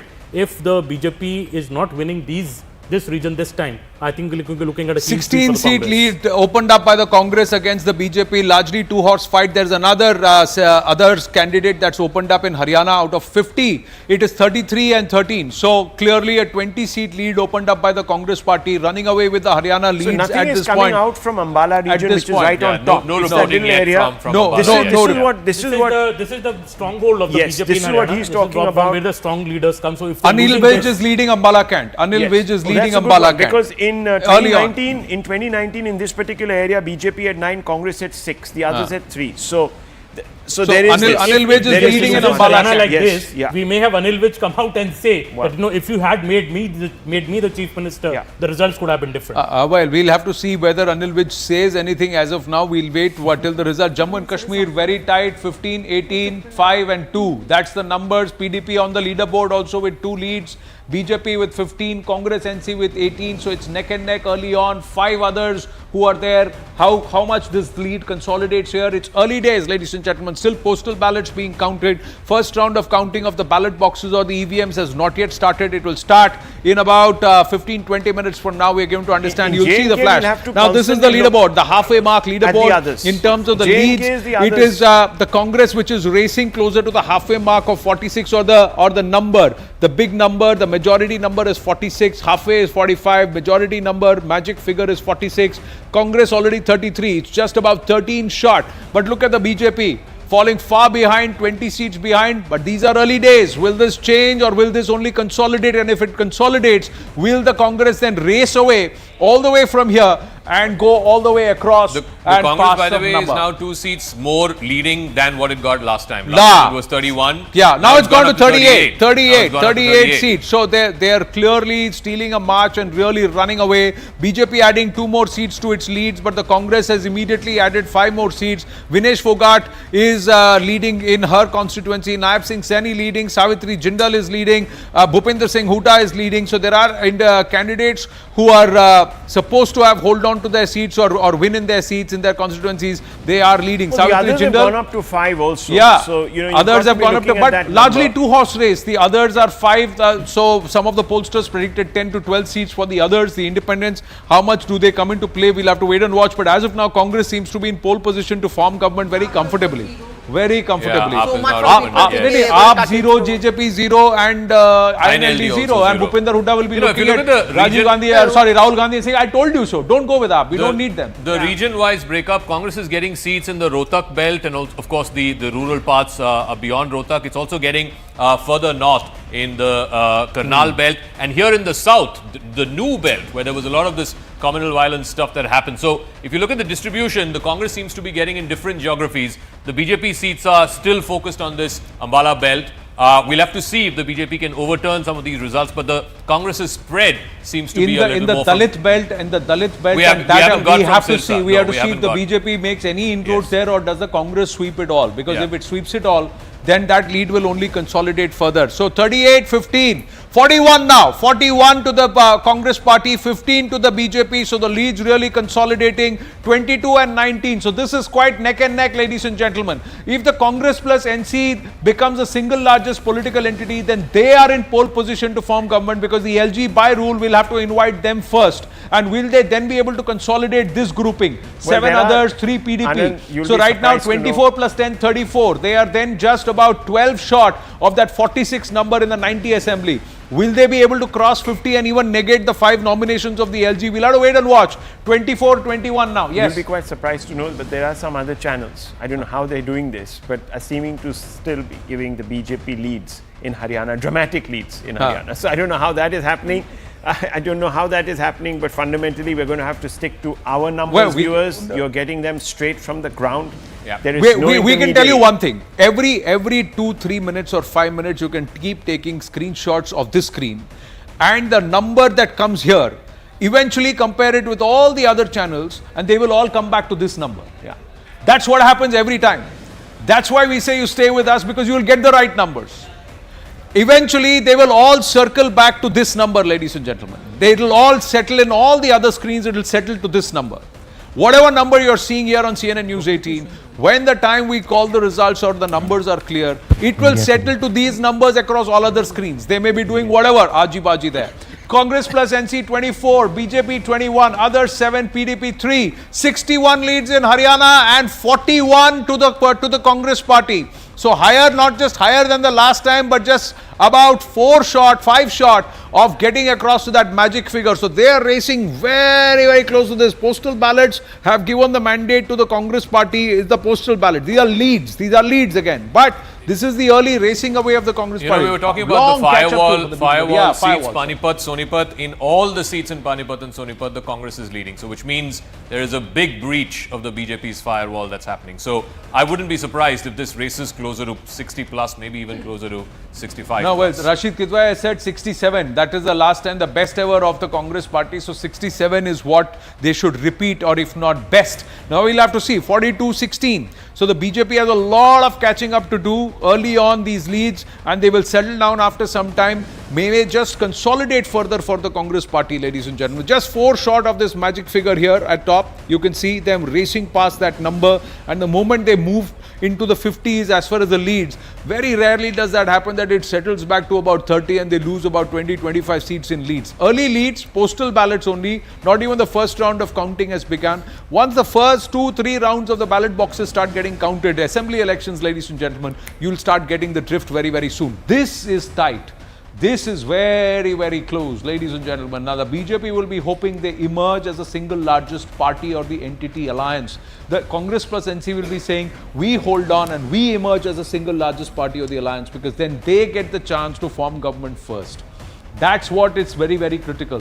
Who comes here from there? The PDP may has any already idea where the indicated leads are coming from in Jammu and Kashmir? Jammu and Kashmir. Let's see. So some of them 7 seats. The BJP is leading in Jammu. That's what we know. Jammu, Satish Sharma is an independent. He's leading there as well. Umar, of course, is leading in Badgam. We have Shamlal Sharma, who's leading from Jammu North. Narinder Singh, who's leading from the Araspura seat. So, a bulk of the BJP's 23 seats are coming from Jammu. We don't have much reporting for BJP leads in Kashmir. Again, Congress NC leads, much of it is coming from Kashmir. What but is that constituency the Jammu number 27 belt on seems top? to be 27 on top. What is constituency? We'll have to. it's not showing. It's not It's showing. not showing yet. But So we'll go to it. Interesting that is going up on the higher Kashmir division there, and you see a Saffron. So this spot election there, in Jammu and Kashmir is turning out to be the humdinger. Really, it's a lot of people who are predicting that the individuals will not be sort of making any strides. Well, those greys, literally they are greys. They are grey horses running in that race. We don't quite know which way this will swing, but this is looking like not the walkover that the NC and the Congress were predicting till yesterday. This has been settling for here for a while. These are postal ballots. These are postal ballots, so. and the kind of demographic profile of this postal. But I'll tell you something, Rashid bhai, I'll tell you something. In the Lok Sabha elections, the postal ballots had also begun to show a particular trend, and we were all wondering, if this trend holds, the result will be quite different. And it actually did. It ended up holding. So, look, I'm just generally speaking. Absolutely. And there are people of different demographies also voting in the postal system. So, I mean, Aarti Tikku seems to suggest that fewer Kashmiri Hindus are voting. But okay, just quickly going to the live result. Avantika. Then I'll come back to our guests in studio. Yes, Avantika. Anand, lots of developments happening. I'll just quickly go to Haryana. Haryana is busy right now. Jammu में काफी lead हो रही है वहाँ पर. बताइए Leeds 9 सीटों पे लीड हो रही है अभी.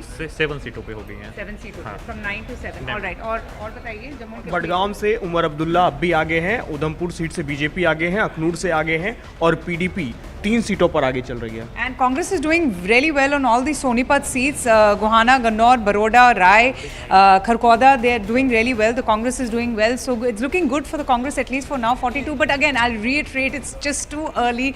And till all the numbers are out, we're not going to be calling it out just as yet. No. It's too early to call and all. Let's not even talk about calling at this point. It's just early leads and it's just about 8:30 on the clock, and we've got at least about 5 to 6 rounds of counting before we see these leads and consolidate anywhere. Yes, Avantika. Yes, I'll just quickly, Iqbal ji, बताइए हरियाणा के बारे में. हरियाणा से देखिए अभी तक जो है काफ़ी सीटें कहा गई. देखिए अगर हम बात करें जुलाना से विनेश फोगाट जो है कांग्रेस से लीड कर रही हैं. अगर हम बात करें सोनीपत की सभी सीटों पे कांग्रेस लीड कर रही है. एक सीट पे इंडिपेंडेंट लीड कर रही है. इसी तरह अगर नायब सिंह सैनी की हम बात करें वो भी बीजेपी लीडिंग कर रही है और भूपेंद्र सिंह हुड्डा भी जो है वो लीड कर रहे हैं. यानी कि अब तक का जो अगर लीड देखा जाए तो कांग्रेस लगातार 43. Vinesh Fogart leading is also interesting. Anand, she fought the entire campaign on Julana ki Bahu, and she fought a very aggressive campaign. She led a very aggressive campaign and fought a great election. So these are the initial leads right now. I'll keep coming back to you and giving you the updates. Right. So for now, back to the studio. So Vinesh Fogart leading from Julana. Now there is a 6-seat lead that the Congress NC has opened up against the BJP in Jammu and Kashmir. So Anand, are you noticing something about Jammu and Kashmir? Yeah. Some of the exit polls had given BJP around 23, 24 seats. Yeah. So the exit polls seem to have faltered a bit, because if these trends hold, the BJP looks northwards of 25. Because remember, we haven't still even opened. Northwards of 25, but look at the independent numbers. The independent numbers are also somewhere which are significant, because there are 10 have the exit polls actually overestimated the pull, the traction of the Congress NC? So now in that Haryana, the Congress has hit 46, which is the halfway mark. So there you go, the magic leads. figure in terms of leads. There you go. Haryana Congress is right at the magic figure right now. The BJP climbing up, inching slowly, but 18, far behind. Far behind the Congress, which is right here at the magic figure of 46. In that very famous election in Bihar, all the leads changed post 12. So look, I mean, I don't think we.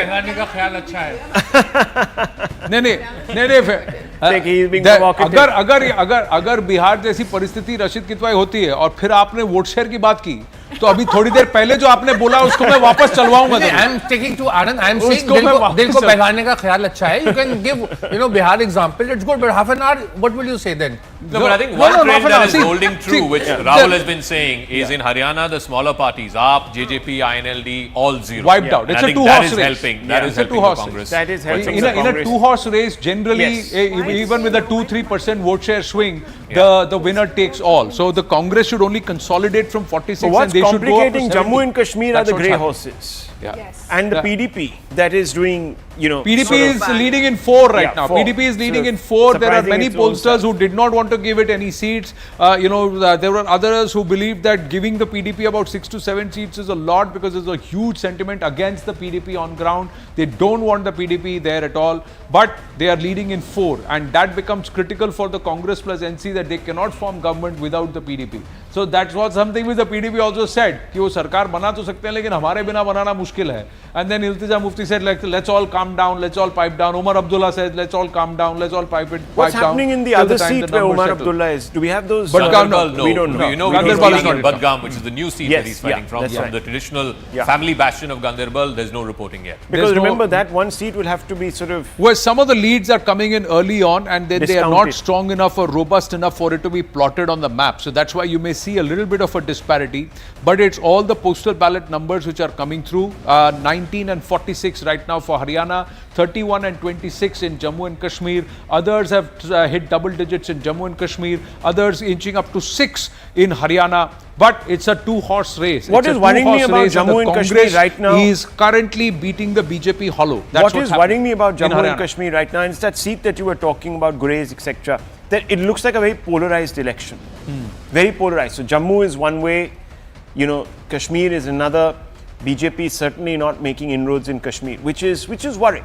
Which also suggests but that if there are 10 independents, there is no recognition and appreciation. No, Rahul, one thing. If there are 10 independents, in Kashmir, out of the 46 seats, then that is significant. And if this independent number goes up to 15, that is also significant because there is an alternative politics. I'm playing devil's advocate because independents are independent. Yes, and that's right. Yeah. See, that's the point I'm making. They can go any which way. But the fact is, and this is what upsets a little bit, is that Kashmir itself, the valley has not known such a transformation where you have peace. You have people going to movie halls in 34 years. No, they're playing cricket at 11:30 at night. You have Shias who have been able to celebrate Muharram in 37 years.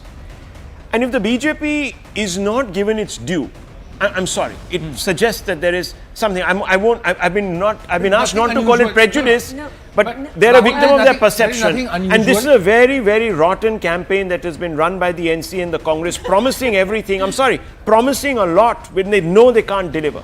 They can't deliver on Article 370. They can't deliver on state. Rahul, there is nothing unusual. If we go back and we see what had happened in Mizoram, elected Congress government, you know, they resigned and Mizo National Front won. So it happens and the Congress got nothing in return. That happened during Rajiv Gandhi's time. In Punjab, in several states it happens like that. In Assam also. They gave Telangana, they were absolutely. locked in Telangana. So these are the political parties, national political parties, you know, tend to make, you know, sacrifices in the larger national interest. If it's happening in Kashmir, we should be welcoming it.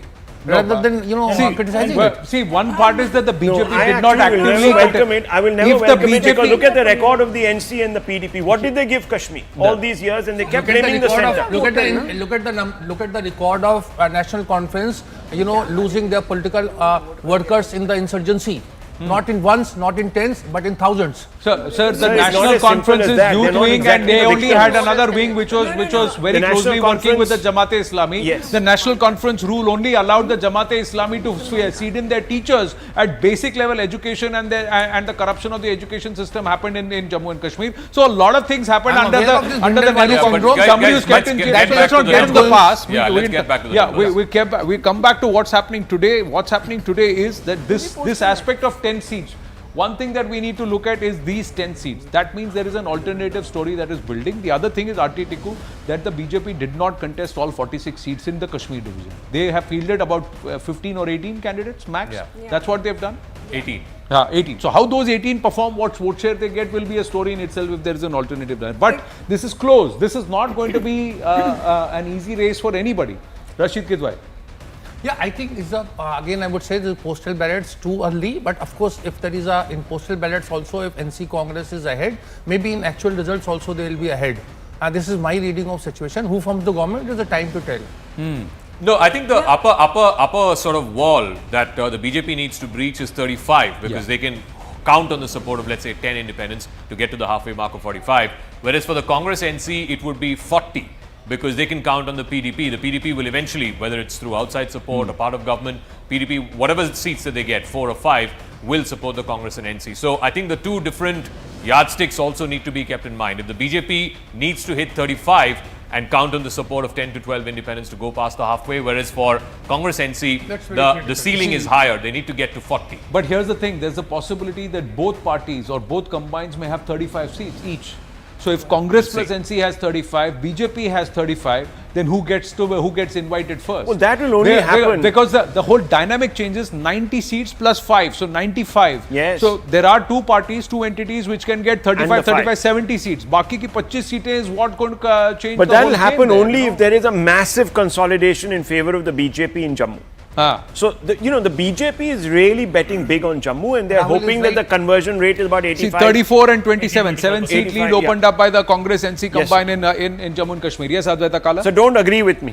No, I'm agreeing with you because the BJP, as far as postal ballots is concerned, they are not getting. Okay, Congress 51 in Haryana. Congress 51 in Haryana. 51 leads in Haryana. 30-seat lead from the BJP. That's what it's opened up. It's a big lead that the Congress has opened up. Yes, Avantika.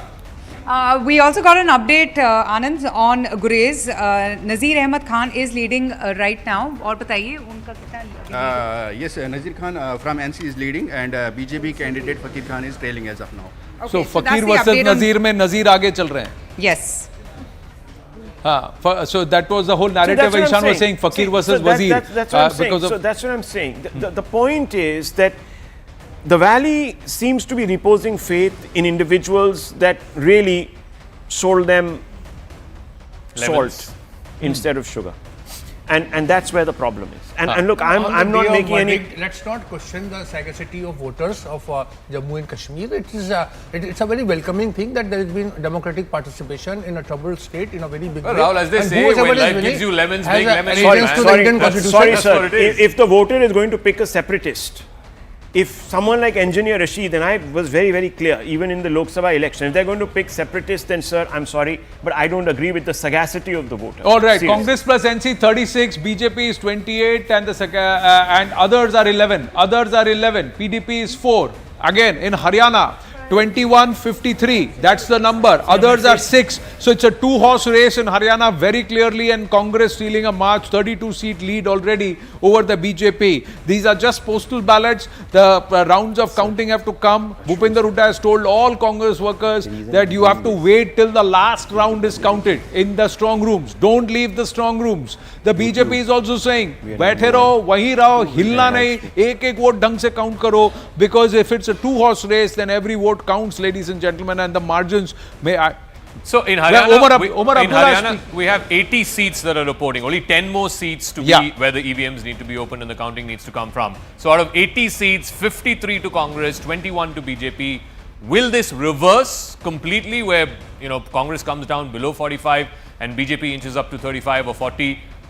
Well, I think it's still too early to say, but that would be very, very unlikely at this stage. Jammu and Kashmir 79 and the Congress inching up to 40. Big update coming. Yeah. I have a message from the Hooda camp. They are confident they're going to win at least 65 seats in Haryana. They are extremely confident. They also say that this is a classic case where the Congress did its campaign absolutely spot on in Haryana, giving their top leader, who's the most popular leader in Haryana, the charge of the campaign very, very early. The state president was also on the same page and was a close aide of Bhupinder Singh Hooda. This is the result when the party works cohesively in Haryana, and the results are there to show. And Rashid Kidwai is saying victory has a lot of fathers, as they say. Victory has a lot of fathers. People will all come out and say, they've said Jawan. No, they've got their narrative also right. They had 3 planks: Jawan, Kisan, and Pehlwan, and they've milked that on ground. And that's and it's Bhupinder Hooda has led the campaign. 80% of his candidates. But on Jammu and Kashmir, big update coming in. Okay, we've got news coming through. We've got news coming through. BJP has deputed senior BJP leaders to the Kashmir Valley. They expected to already hold talks. Yeah, Tarun Chok, Devendra Rana have been deputed in Jammu and Kashmir. Devendra Rana, clearly past master. He used to be with the National Conference before. Now he's with the BJP. Past master? And what? What are you trying to suggest? In electoral politics. Oh, like-minded. Oh, yes. Electoral politics, and the BJP sending feelers in Jammu and Kashmir as the counting has now begun. Clearly, they believe that they will be in, and this numbers could change. This is when Tarun Chok and Devendra Rana have been deputed in Jammu and Kashmir at a time when the Congress NC is currently leading by 8 seats. It's leading the BJP by 8 seats, but the BJP is the single largest discount the PDP party. From that math, you're already seeing 40 for the BJP. If all the others pitch in with the BJP, you're seeing that number at 40. You're seeing Congress NCP at 36. and you're seeing the PDP at 4. Assuming that the PDP will throw in its lot with their old partners, so it's 40 that and puts 40. them in 40. So it's a neck and neck. It's neck and neck. And what happens? Let's listen to Omar Abdullah, and one gets the feeling that if the Congress NC get up to 40, 42 seats, a lot of these independents will also swing that way. They may not go with the BJP. But let's listen to Omar Abdullah. वो transparent तरीके से होना चाहिए और लोगों का जो mandate है उसके साथ छेड़छाड़ होनी नहीं चाहिए। अगर लोगों का मैंडेट बीजेपी के खिलाफ निकला तो बीजेपी को फिर इसमें कोई जुगाड़ और वो इस तरह की हरकतें करनी नहीं चाहिए। राजभवन को और मरकज़ की हुकूमत को जिस तरह हम लोगों का फ़ैसला तस्लीम करते हैं, पार्लियामेंट में तस्लीम किया, आज जो भी लोगों का फ़ैसला होगा हमारे हुक्मरान जो हैं उस फैसले को तस्लीम करें, वही है। कोalition पर कितनी कॉन्फिडेंस है? एक वजन है जो कोalition हुई है एनसी कांग्रेस। अब कोalition तो हमने की इसलिए कि इलेक्शन में कामयाबी मिले और इंशाल्लाह कामयाबी की उम्मीद रखें। जो कमेटी बनती है नॉमिनेशन की, उस पर किस तरह? किस चीज़ की कमेटी? जो 5 मेंबरों की होती है, जो एमएलए वगैरह। देखिए, अब इस पे तो कुछ वकीलों ने अपनी राय दी है।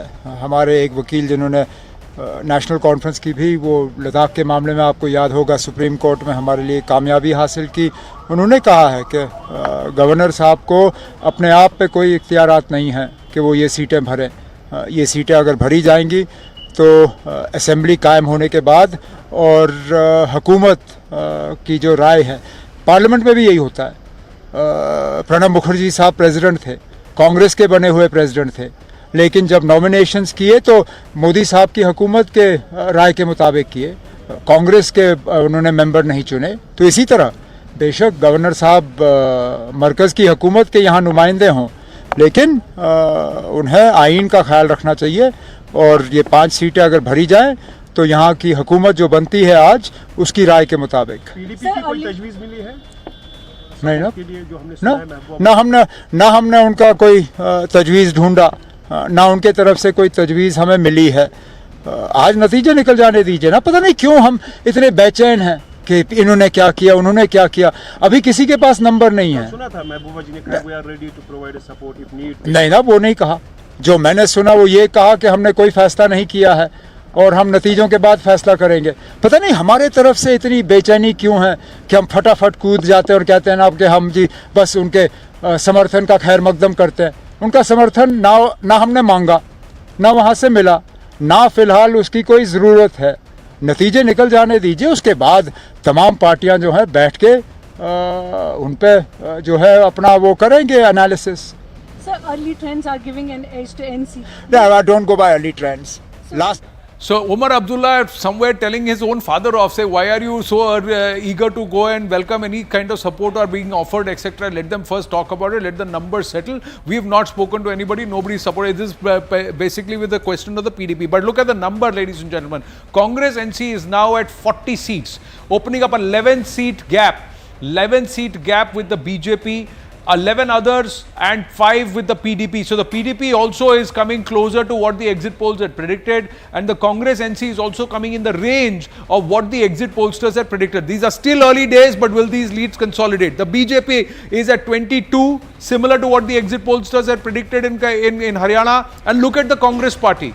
That 55 seat mark, which was the average between 55 to 60, that's where they're already getting close to it, 54, comfortably way past the magic figure and very, very comfortably in a position right now to form the government. Will these leads hold?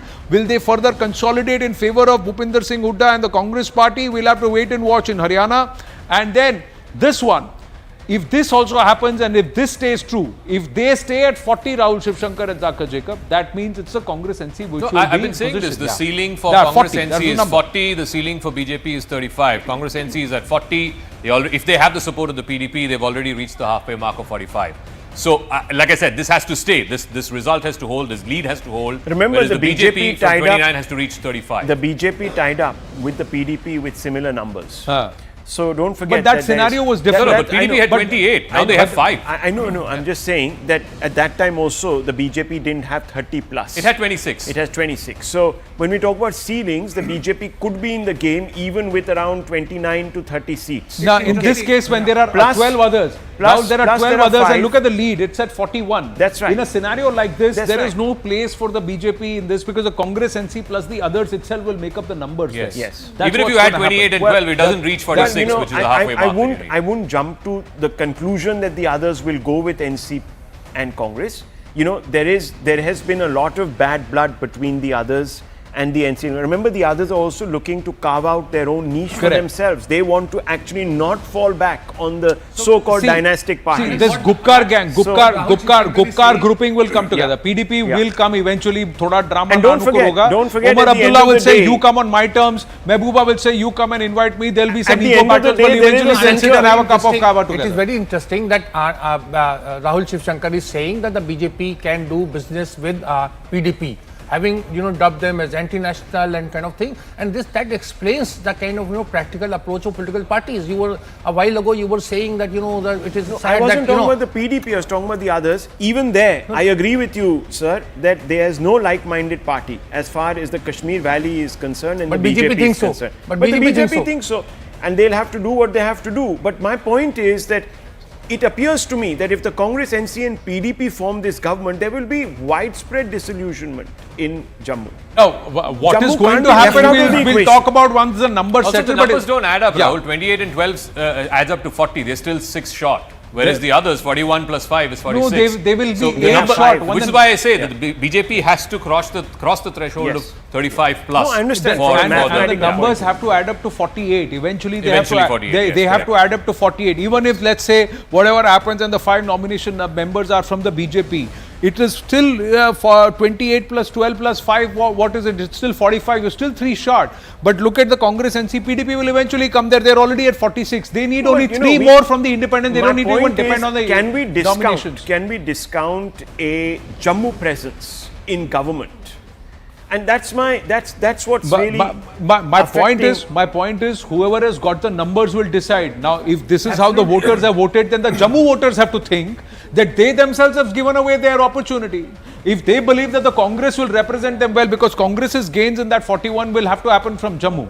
Now, that means that there are people who have voted for the Congress in Jammu, and they believe that the Congress will do what they believe they will do for them in Jammu. So, that's possible. Anshul is joining us from the Congress office. Yes, Anshul. So yes, the situation outside, in fact inside the Congress office out here at the headquarters is of celebrations that can be sensed over here. Already celebrations had started over here at the Congress party office. But since these are just the initial numbers that have come to the fore, the decision has been taken to make sure that the celebration does not start already, and hence the dhols and the sweets that have been brought over here, they have been stopped as of now. None of the senior leaders of the Congress party have reached over here. Just try and show you in the visuals around here. There are a few workers of the Congress party who have reached over here. They are expecting that they will get a massive victory today in both these states, be it Haryana or in Jammu Kashmir as well. Pawan Khera has just reached over here. Apart from him, there is no other senior leader of the Congress party who has come over here. So definitely there is a lot on stake for the Congress party over here, because the workers are at least expecting that in both these states they will have a massive majority. Will that happen? How much of that will turn into reality? That is something that remains to be seen. Well, try and get a word in from Pawan Khera when he finishes speaking with the waiting media there, Anshul. But Aditya Surjewala is leading from Kaithal.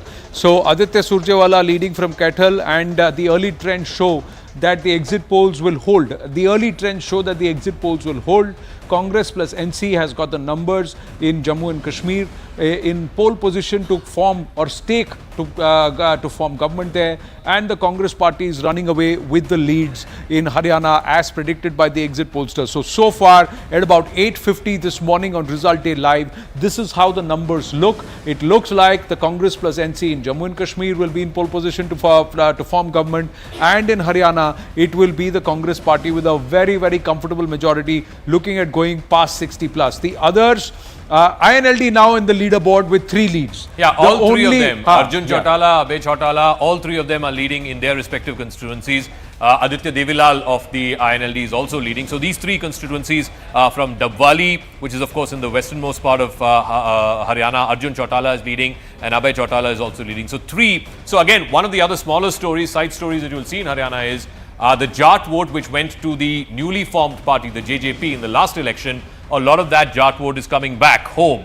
Ghar wapsi ho rahi hai, it's coming back to the INLD. So I think you will also see, Aman, and you can weigh in on this, maybe a consolidation of the whole family politics within the Chautala and family. how it's plotting is also against the BJP in their core areas, strong areas. INLD had given a lot of tickets this time, whatever tickets it gave, a lot of them to Jat candidates this time, and we see all the three Chautalas also winning. See, the JJP is seen as a traitor by the Jat community because they tied up with the BJP post the last result. That is why we see this hammering of the JJP in this election. And I think the BJP did well by breaking the alliance with JJP because they knew it would have negative. So for the first time, we're getting 90 out of 90 leads now coming in from almost Haryana. 90 out of, yes, that is why I'm saying the Hudas are very confident of touching 65 by the end of the day because the results tend to consolidate more in the favor of whoever is leading. I would say even in this the belt, the Jat belt up to Sirsa, the Congress is expected to sweep it, and you can see the GT road belt, the Congress winning big time. Clearly, it's winning. It's winning in Karnal, it's winning in Panipat, Sonipat. We're not getting much reporting from Ambala, but all the way down to Rohtak. So 3 or 4 districts here in this belt, the GT road belt. If they're winning Karnal and Kurukshetra, that's a big thing because Manohar Lal Khattar comes from Karnal. Let's check if the live results have the ballot boxes been opened. When I say ballot boxes, have the EVM counting, has it begun? In how many constituencies have we had at least 1 or 2 rounds of counting?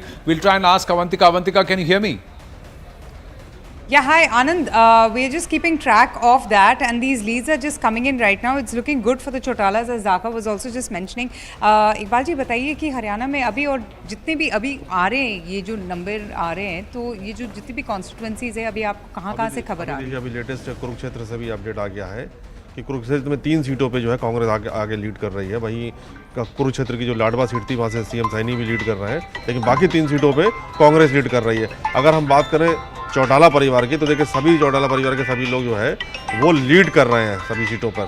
तो वहीं पर अगर और दूसरी सीटों की भी बात करें जी, so Arjun Chautala, Aditya Chautala, Abhay Chautala, let's also quickly get you an update from Jammu and Kashmir. जल्दी बताइए।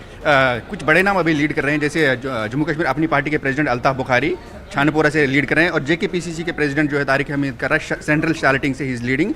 अमर is still leading Budgam. And what about Mehbooba Avantika, please let us know how many rounds of counting in the counting centers. कितने round के counting हो गए हैं अभी तक? अभी पोस्टल ही स्टार्ट ही हुआ है वहाँ पे। स्टार्ट ही हुआ है। It's still the postal ballots. It's still the postal ballots. So early days, it's still the postal ballots. The EVMs have not yet been opened.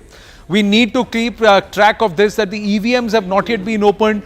2-3 rounds of counting. Will this further consolidate or will this change? We'll have to wait and watch. The Congress leading on 56, BJP on 23, others on 8, INLD at 3, 90 leads among the postal ballots only.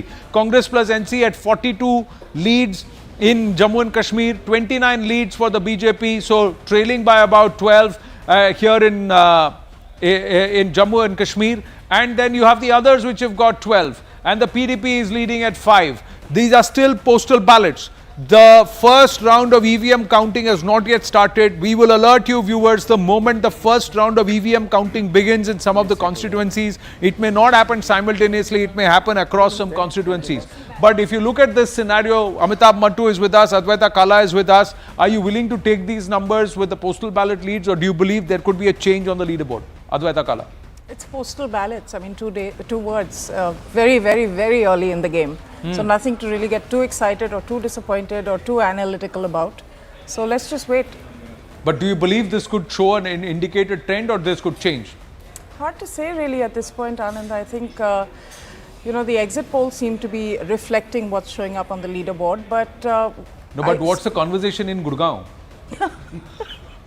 In Gurgaon, the conversation is usually about traffic, so I don't think anyone's really tracking this, to be honest. Right now it's one-way but traffic. I'm sure there must have been some chatter in the veranda club.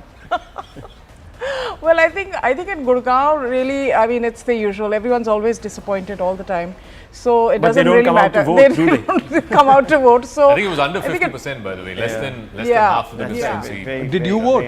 Of course. You did. Okay. Of course. Amitabh Mattuji? I think the postal ballots seem to reflect the exit poll trends, and they reflect the kind of street gossip and the anecdotal wisdom which we discussed yesterday, especially in J&K. You have Congress NC 44, PDP 5 and BJP 29. That reflects, I would say, unlike Advait Kala, who I greatly admire as a great analyst, but who's sitting on the fence today, but I think I would completely agree with the postal ballots as reflective of a trend. But I could be wrong completely So by the end you of the day. think Congress NC are now within shot of, I mean, they're too short of halfway mark. If the PDP decides to support them, then they're well past, virtually they're through, 49. yeah. No, but PDP ke saath there'll be some other independents also, they will come through, and they don't even need to rely on the nominations now. That becomes a non-issue because 48 will be the number that If you this have to number have. holds, In it's this game scenario, over they already can for the cross BJP. 50 comfortably. Can we decide on who the nominees would be? Because I wanted to make that pitch yesterday that Aarti should be one of the people from the.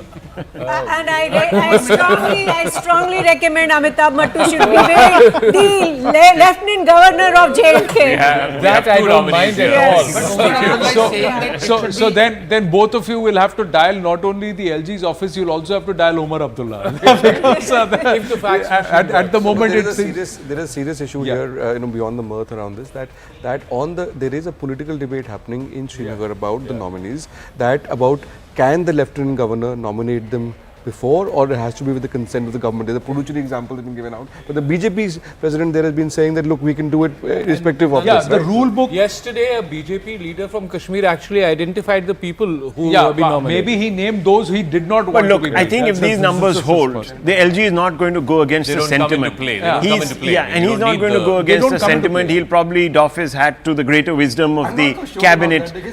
You think, well, it doesn't really make a difference, does it? Does it even make a difference? It doesn't make a difference on the ground. I mean, that particular lead now, 45, you're seeing Congress and NC. They're at the halfway mark. No, they are at the halfway mark. Seems See, to have been stuck NC there is now at for the the last halfway 20 mark minutes at 28. Yeah. With respect to the postal ballot. Now, Congress ex-Punjab CM Charanjit Channi is also in Jammu and Kashmir currently. Right. So he's been sent there, he's been deputed there. Early leads, obviously in favor of the Congress NC, 45 and 28. So one more and then they are at the magic number. So that's what happens. In Haryana, they are way past the magic number. But yeah, BJP increasing its lead, 23. Congress slipping down to 56. One seat does not make a difference. 33 ka seat ka lead hai. No, this is very clearly in Haryana, two-horse race. Two-horse race. And the Congress have... So the postal ballots indicate the larger trend. You believe this is not going to be bucked. This is not going to change. As in, if you were to take this as a straw poll, then the sentiment seems to be decidedly in favor of the Congress there. Yeah, but more than what's going to happen in Haryana, if this holds in Jammu and Kashmir, then there is a huge, turn of turmoil that will happen. Saifuddin Zosa was there that day and he says they will give stability, but will they be consistent? This is Congress and NC will be stable. But the fact is that you are going to be at constant friction with the LG's office and at the centre. And how is that going to queer the pitch for Jammu and Kashmir after 5 years of trying to, set things right? Full statehood would do that. Huh? Full state restoration of full statehood would do that. Restoration No, of full but they'll have statehood to will do what? still go back and amend the J&K Reorganization Act. I think the powers of the LG come from the J&K Reorganization Act, which of course has to be amended in Parliament. Zaka, it should be done as per aspirations of the people of Jammu and Kashmir. No, I agree with you. I'm just saying that the procedure is it has to be done in Parliament. No, it can't be done but full statehood at what cost is going to be another question that's going to be asked. At full statehood, are you going to go Cost back of and national dial it? interest? No, dial it back to what the scenario was in 2010 and 2014.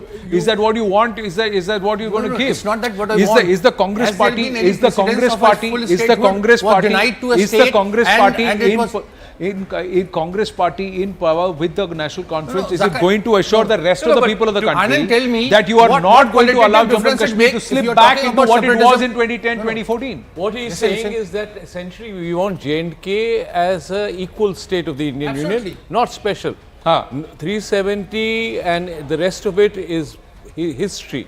You can't wind the clock back. But today it should enjoy the powers of a West Bengal or a Andhra Pradesh or a Tamil Nadu. And the Fair Chief enough. Minister, So will the Congress party then say it out openly that we are not dialing back the clock back? They should.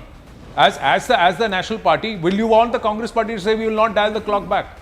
Which clock? That is going back to Article 370. Restoring 370. No, Restoring 370. It's look, if you're talking about, checking separatism, terrorism, etc., cross-border terrorism. Why are you not unequal? Are you saying that you would like the UT Congress Party to bring back Article it's not 370? it is for the Congress Party to respond. No, why aren't you responding? If you want equal status, if you want full status, then you should commit to Ek Desh, Ek Vidhan, Ek Samvidhan. You are a journalist. You understand what qualitative difference it makes that, as a fighting terrorism between Union territory and a full statehood. Tell me that. No, I am asking you. You are also a seasoned journalist. Do you agree that this should be Ek Desh, Ek Vidhan, Ek Samvidhan? Do you agree that Jammu and Kashmir should be an equal state like West Bengal, not have its own separate constitution? It is in constitutional scheme. It is very much there. No. So I am asking you, do you believe, if you believe that it should have the same status as West Bengal, if you say it should have the same, I am asking you, if you believe, like Amitabh Mattu said, it should have the same equal status as West Bengal or Karnataka, any other state, then it should have only one constitution and it should adhere to only one flag. So then the Congress should say there is no going back. So there is one constitution. Agree or disagree? As for, look, you are talking about 370. The similar concessions have been given to No. Then don't talk about the same equality as West Bengal. There is a difference here. There is a pre-1953 status. Just one second. They've hit 46, which is the halfway. So that's the halfway number in Jammu and Kashmir, the magic figure. So the Congress, NC in Jammu and Kashmir and the Congress in Haryana touching that magic figure. As far as the leads, the counting, the ballot boxes, when I say the EVMs have not yet been opened, EVM counting has not yet begun. The moment EVM counting begins, we will let you know. And I'm going to request our team and also the live result hub to let us know the moment EVM counting begins in some of the constituencies. So we'll just get an alert from Avantika. I do have a question for the panel. If it stays at this 46, 27, 12 in Jammu and Kashmir and Congress NC has crossed the halfway mark, LG is duty bound to invite Congress NC? That's the law? I mean, the single largest party, which should be the NC, and also as a pre-poll alliance with a majority, absolutely no-brainer. Yeah, there's and then Congress NC 46 means that Jammu has also voted for the Congress. So the Congress's seats, Congress's purchase is from the Jammu region. There are some blues. There are blues in the Jammu region. So Congress's purchase is from the Jammu region. And you imagine that Jammu division includes Chenab, in which the NC might also have had. Because there are some Muslim-dominated seats there also. So there looks like this is not a result that the BJP would be very pleased about. In fact, as far as Jammu is concerned, it's the people of Jammu and Kashmir, what they vote and what they choose.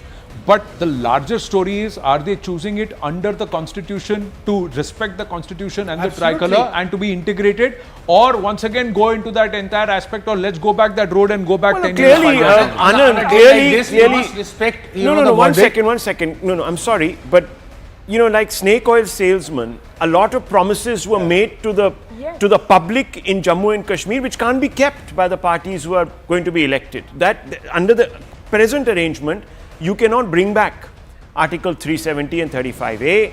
You cannot even restore statehood on your own. So let's be honest about what has been sold to the public of Jammu and Kashmir. Now you have a problem because you're going to come to power and you're going to say, well, we can't quite do it. So, we have to start looking for an excuse. And what is the excuse? Oh, we are not even actually an elected government in control of its own destiny, because you see the LG is overbearing and has too many powers stacked up behind him. So let's challenge that. So this becomes a full statehood. I'm sorry, but there is statehood has been promised by the BJP. No less than the Home Minister has said that. I'm not talking about the statehood. I'm not talking about statehood. I'm talking about Article 370. And let's not pretend that Article 370 is a non-issue. Let's not pretend Article 370 is a non-issue. It should be clarified, Rahul. You see, the elections in Jammu and Kashmir have been held as per, the Indian Constitution. Releasing separatists was a promise that has been made in black and white by both the political parties, the Congress and the BJP has not made that. One second, sir, let me finish. As a potential nationalist. One second. Just now, Pakistani media, one of the first things they have seen the leads and what they have said. They have called for lifting of the ban on the freeing of Yasin Malik and lifting of the ban on Jammu Kashmir National Liberation Front. And restoration of Article 370. And let's not pretend that Article 370 doesn't have a resonance. That's the first conversation that's happening. That's the news break. Now you please tell me, should the Congress do that? Do you think Yasin Malik should be freed? Do you think JKLF should be, the ban should be lifted? What I'm saying is, there was Prakash Singh Badal, Akali Dal, which burned, copies of Indian Constitution, AGP, Similar thing they did in Assam, and they were brought in the national mainstream, and the BJP became a partner. So this is a very welcoming thing that national political parties sort of engage and involve regional players and Totally become part agree of with national you. mainstream. But we cannot foreclose that. Is that for moving forward, or is that I'm for dialing sorry, it back? there is a That's the fundamental- question. Human civilization lives on hope. We are arguing the wrong point here, and I want to bring in Mr. Mattu. Mr. Mattu, there has to be a responsibility. Political parties go out there, they can promise you guarantees of this, that, the other, but there has to be a certain degree of honesty in your manifesto, and you have to be able to deliver, because this is a big debate. Should political parties be made accountable for the promises they make?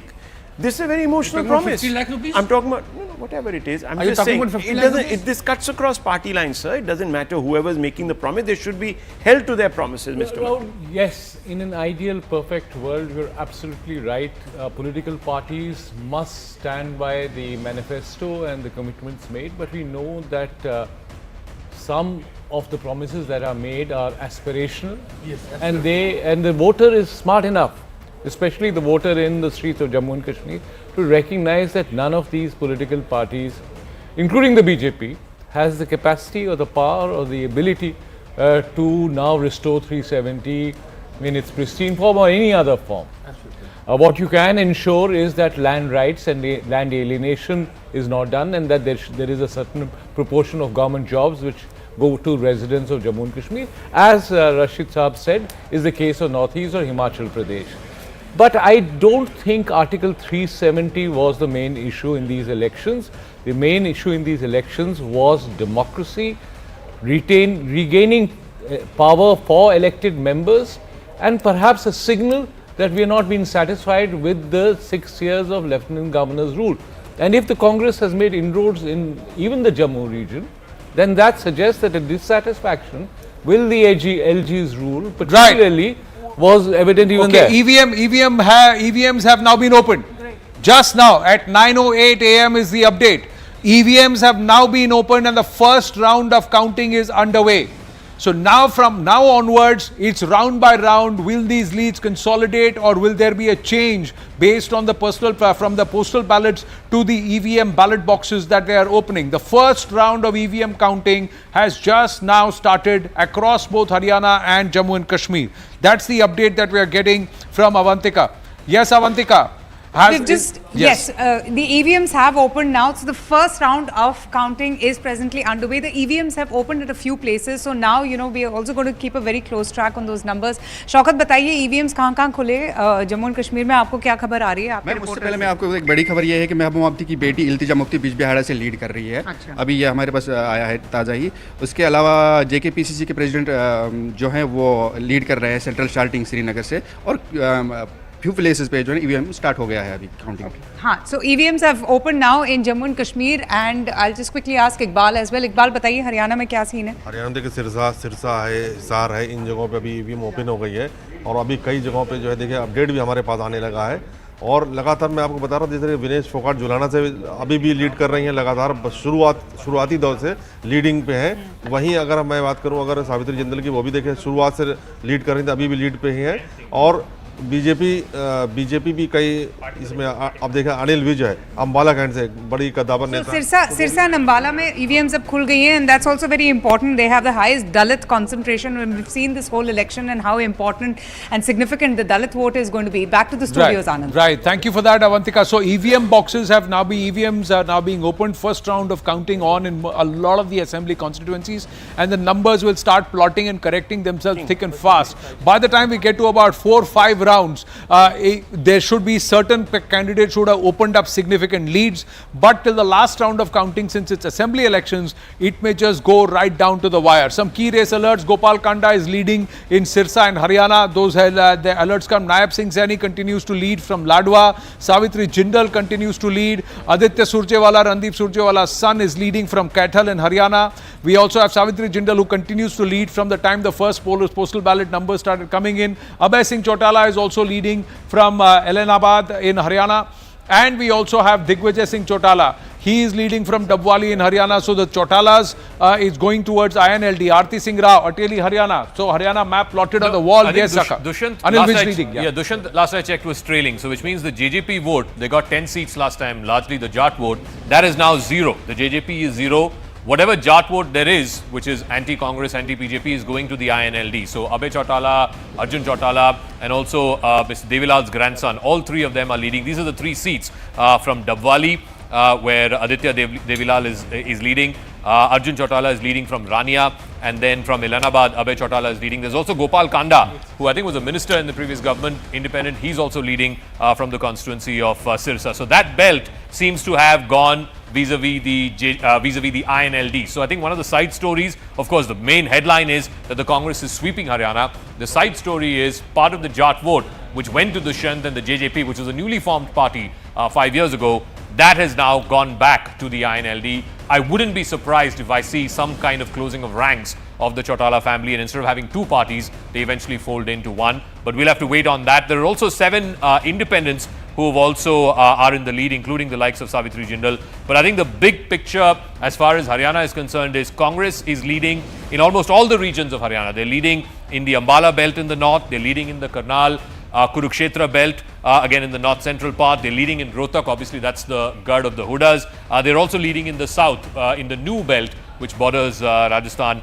So clearly, you know, the BJP's strongholds, as it were, urban centers and this GT corridor belt, in neither of those 2 centers, the BJP seems to be leading. We don't have enough in Bhiwani Mahendragarh, of course. The BJP seems to, at least in the urban pockets, couple of seats there.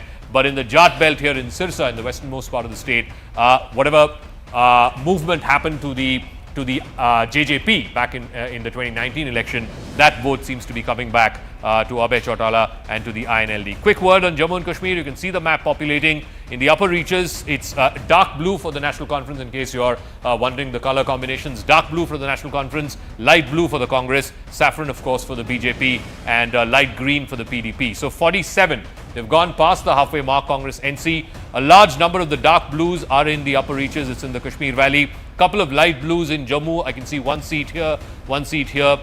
In the Rajouri Poonch belt as well. PDP also opening its account in the Kashmir Valley. So clearly, I think it's as Rahul was arguing a moment ago, it's similar to what we saw in the last election, except that the BJP's seats, a large chunk of them, are coming from Jammu, no doubt about it. So there will be a larger proportion of BJP MLAs from the Jammu belt and a larger proportion of Kashmiri MLAs from NC as well as Congress, and maybe some from the PDP as well. 5 is what we're showing right now. Even the others, again, you're seeing, we don't know which parties they are. We'll break that down for you, but there are 10 others. I can see 2 constituencies here in the upper reaches. There's 1 here in Jammu. But it seems like, you know, it's consolidating more and more in favor of the Congress NC. It was at 45 a few minutes ago. Now it's gone up to 47.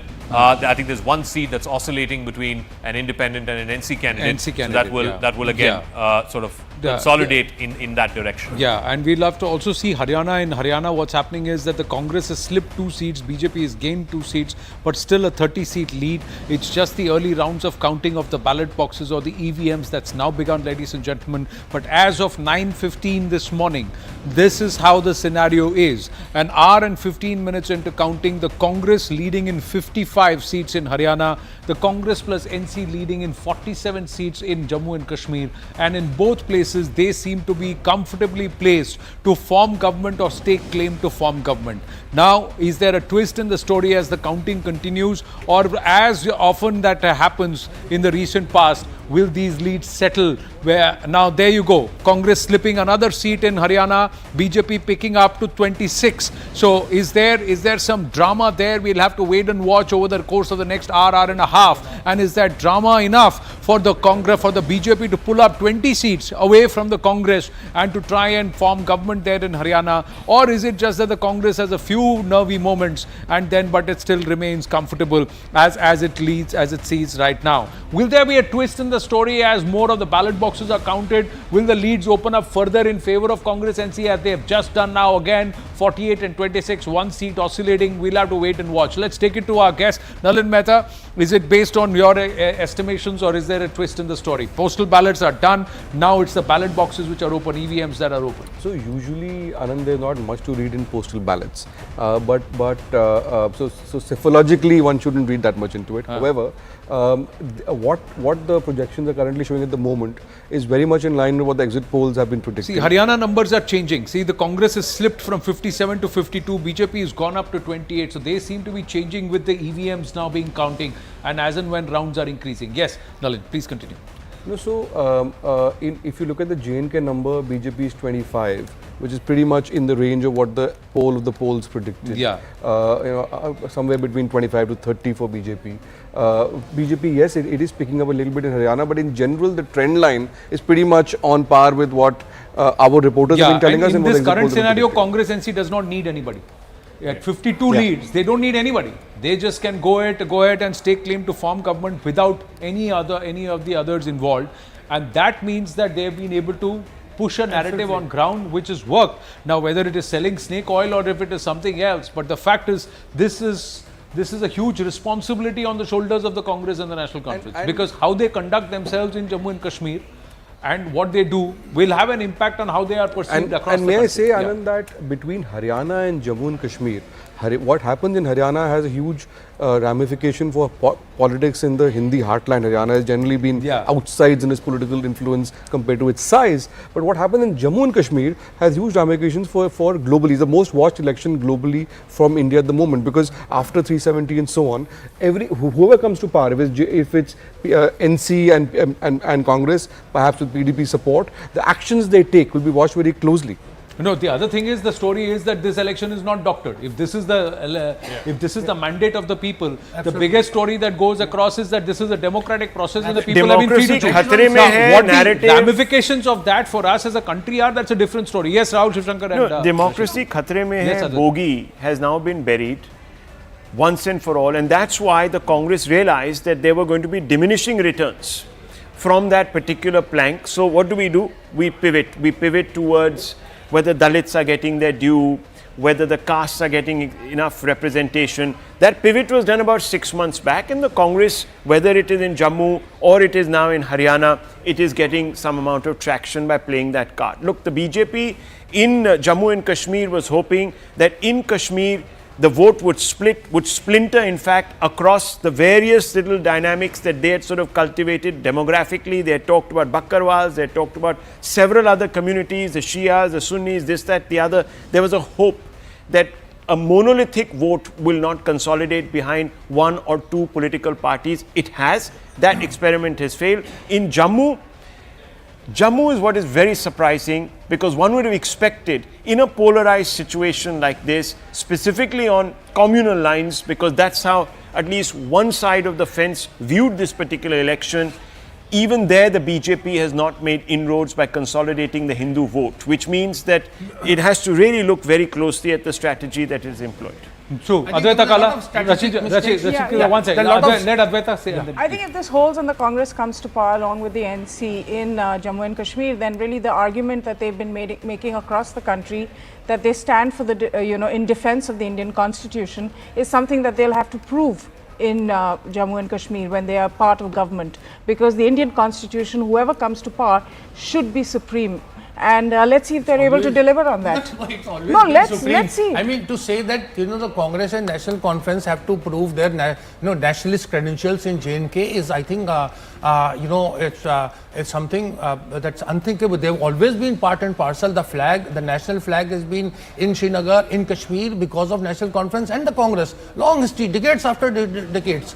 So there is, I think, it is on this day we must respect, the mandate. I think we must also ponder over this fact that how BJP's strategy has boomeranged in both Haryana and in Jammu and Kashmir, by plotting, having so much faith and trust in others. The others haven't delivered. You look at this kind of alliance politics that were there, JJP and Chandrasekhar Ravana's party and INLT and Mayawati's party coming together. They have not done well at all. So BJP had 5 years from after this, abrogation. But Rashid, in Haryana, something seems to be happening, because Congress was upwards closer to 60. Now it's down to 50, and BJP was at 20. It's academic. No, it's academic. But I think what is also, I want to show it on the map, because you remember About half an hour back, we were saying in all seats in Sonipat and Panipat, the Congress was leading. The BJP is managing to wrest some of that back.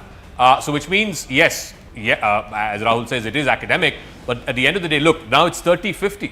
Yeah. It was 60-20, half an hour ago. Yes. So I think, I don't think the story in Haryana has been written off just yet. I think Are you saying Bihar is happening? Are you saying that Bihar is happening? Because I think the scale is quite wide. An hour ago, we thought Jammu and Kashmir will be interesting and it could be a humdinger. It just seems to be changing. And Congress NC seem to be running. Now, we've just got updates now. Omar Abdullah leading from both Badgam and Ganderbal. Sajad Lone leading from Handwara. Ravinder Raina is actually trailing from Naushera. Iltija Mufti is leading from Bijbehara. Yes, Avantika. Avantika, can you hear me? Go ahead, please.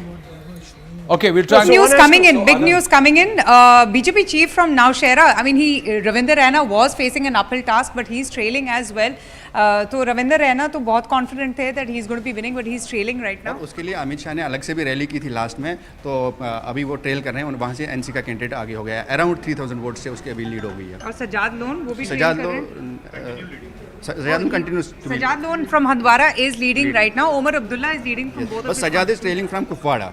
Okay. Sajad Lone is trailing from Kupwara. Okay. All right. Iltija Mufti is leading. Well? Yes, Omar is leading from both the seats. Okay. All right. And Iltija Mufti? She is also leading. All right. So it's looking good, at least for Mehbooba Mufti's daughter. And आप बताइए इकबाल क्या हो रहा है हरियाणा में? देखिए अभी जो है थोड़ा सा डेटा चेंज हो गया. यस, चेंज हुआ है और अभी जो है थोड़ा सा रुझानों में भी परिवर्तन हुआ है. तो ये देखिए इसमें कई जगहों पे अभी कॉल्स जो आई हैं कि बीजेपी अब थोड़ा सा कई जगहों पे लीड करने लगी है. तो ये एक बड़ा बदलाव देखने को मिल रहा है. अगर हम बात करते हैं कि भिवानी में भी बीजेपी लीड कर रही है ना. अगर हम बात करें पंचकुला में भी इंडिपेंडेंट कैंडिडेट लीड करने लगा है. उसके अलावा से करनाल में भी बीजेपी जो है अब लीड कर रही है. ऐसी कई सीटों पे जो है वो थोड़ा सा रुझानों में थोड़ा चेंजेस हो गया है. So Anand, as you can hear him saying that there's been a change, there's been a sudden change in the numbers, and I was just hearing you and Zaka as well. बताइए जल्दी बताइए. Iltija Mufti is trailing, NC candidate Bashir Biri is leading. Okay. So, Iltija Mufti is trailing in Bijbehara. She's trailing now. So Iltija Mufti is trailing. So the National Conference seems to be running away with the numbers as far as the Kashmir division is concerned. Jammu seems to have moved away from the BJP and is looking towards the Congress party. Out of the 43, BJP is leading only in 23. I'm assuming that largely most of the BJP's leads are in Jammu. But the Haryana story, wow, 32-47. The gap is just now bridged to about 15 seats from about a 30-seat lead. It's just corrected itself. But we don't know what pockets this result is coming in. I'm just saying the map color is being plotted. I'm saying which rounds and which areas within constituencies. There could be pockets where there is support for the BJP. So I think we'll have to wait for a couple more rounds. This itself then says that this could become far more exciting as the rounds get increased. What this tells you, sorry, I'm being very facetious, that the postal ballots were rigged. Anand, so look, it's still very early to read a trend in this because it is going to fluctuate a lot in the next half an hour or so. But one thing that is the Election Commission website is currently showing, when you look at vote shares of the seats that we're seeing leads off, the vote share, the Congress vote share at the moment is 43.7%. Wow. And the BJP vote share is 6.56% for Haryana. Now, if that's correct and if that trend holds, that means the Congress has gained 1% from where it was in the 2024 Lok Sabha election, and the BJP is. No, what it also tells you, Nalin, is that this is actually only a two-horse fight. Absolutely. Otherwise, the Congress vote share would have been down to 37, 35. Yeah, not just a two-horse fight that the Congress has been able to hold. It's been able to hold and further consolidate its Lok Sabha vote share, whereas there has been an erosion despite course correction for the let's be honest, in the Hindi heartland, even when the BJP has lost in Rajasthan or even in Madhya Pradesh, which it did, and other states, it hasn't fallen and collapsed. So I think you will see the BJP ending up within 2 or 3% or even 2% of what it has performed as far as vote share is concerned, but the seat shares will open up because clearly the Congress vote has consolidated for it. Now the gap's opened up again to 18 seats. Right. So 31 and 49, that's what. So this is changing quite often. Couple of if you just look at the region wise, again I go back to that whole belt, the GT corridor belt. Now in the Jean City seat, the BJP candidate there is leading. In Saffron, which is the neighboring seat, again the BJP candidate is leading. In Rohtak seat, in Rohtak city seat, Rohtak, which is of course the guard of the Hudas, in the Rohtak city seat, a BJP candidate is leading. In the Karnal seat, the city seat, again Sonipat, it's the BJP's Kavita Jain who's leading. In the neighboring seat of Rai, again the BJP is leading. So the BJP seems to be, holding on to its urban fortresses in this whole belt, which is Sonipat, Karnal, Kurukshetra, all the way to down to Panipat. Couple of seats here in this Bhiwani Mahendragarh belt as well.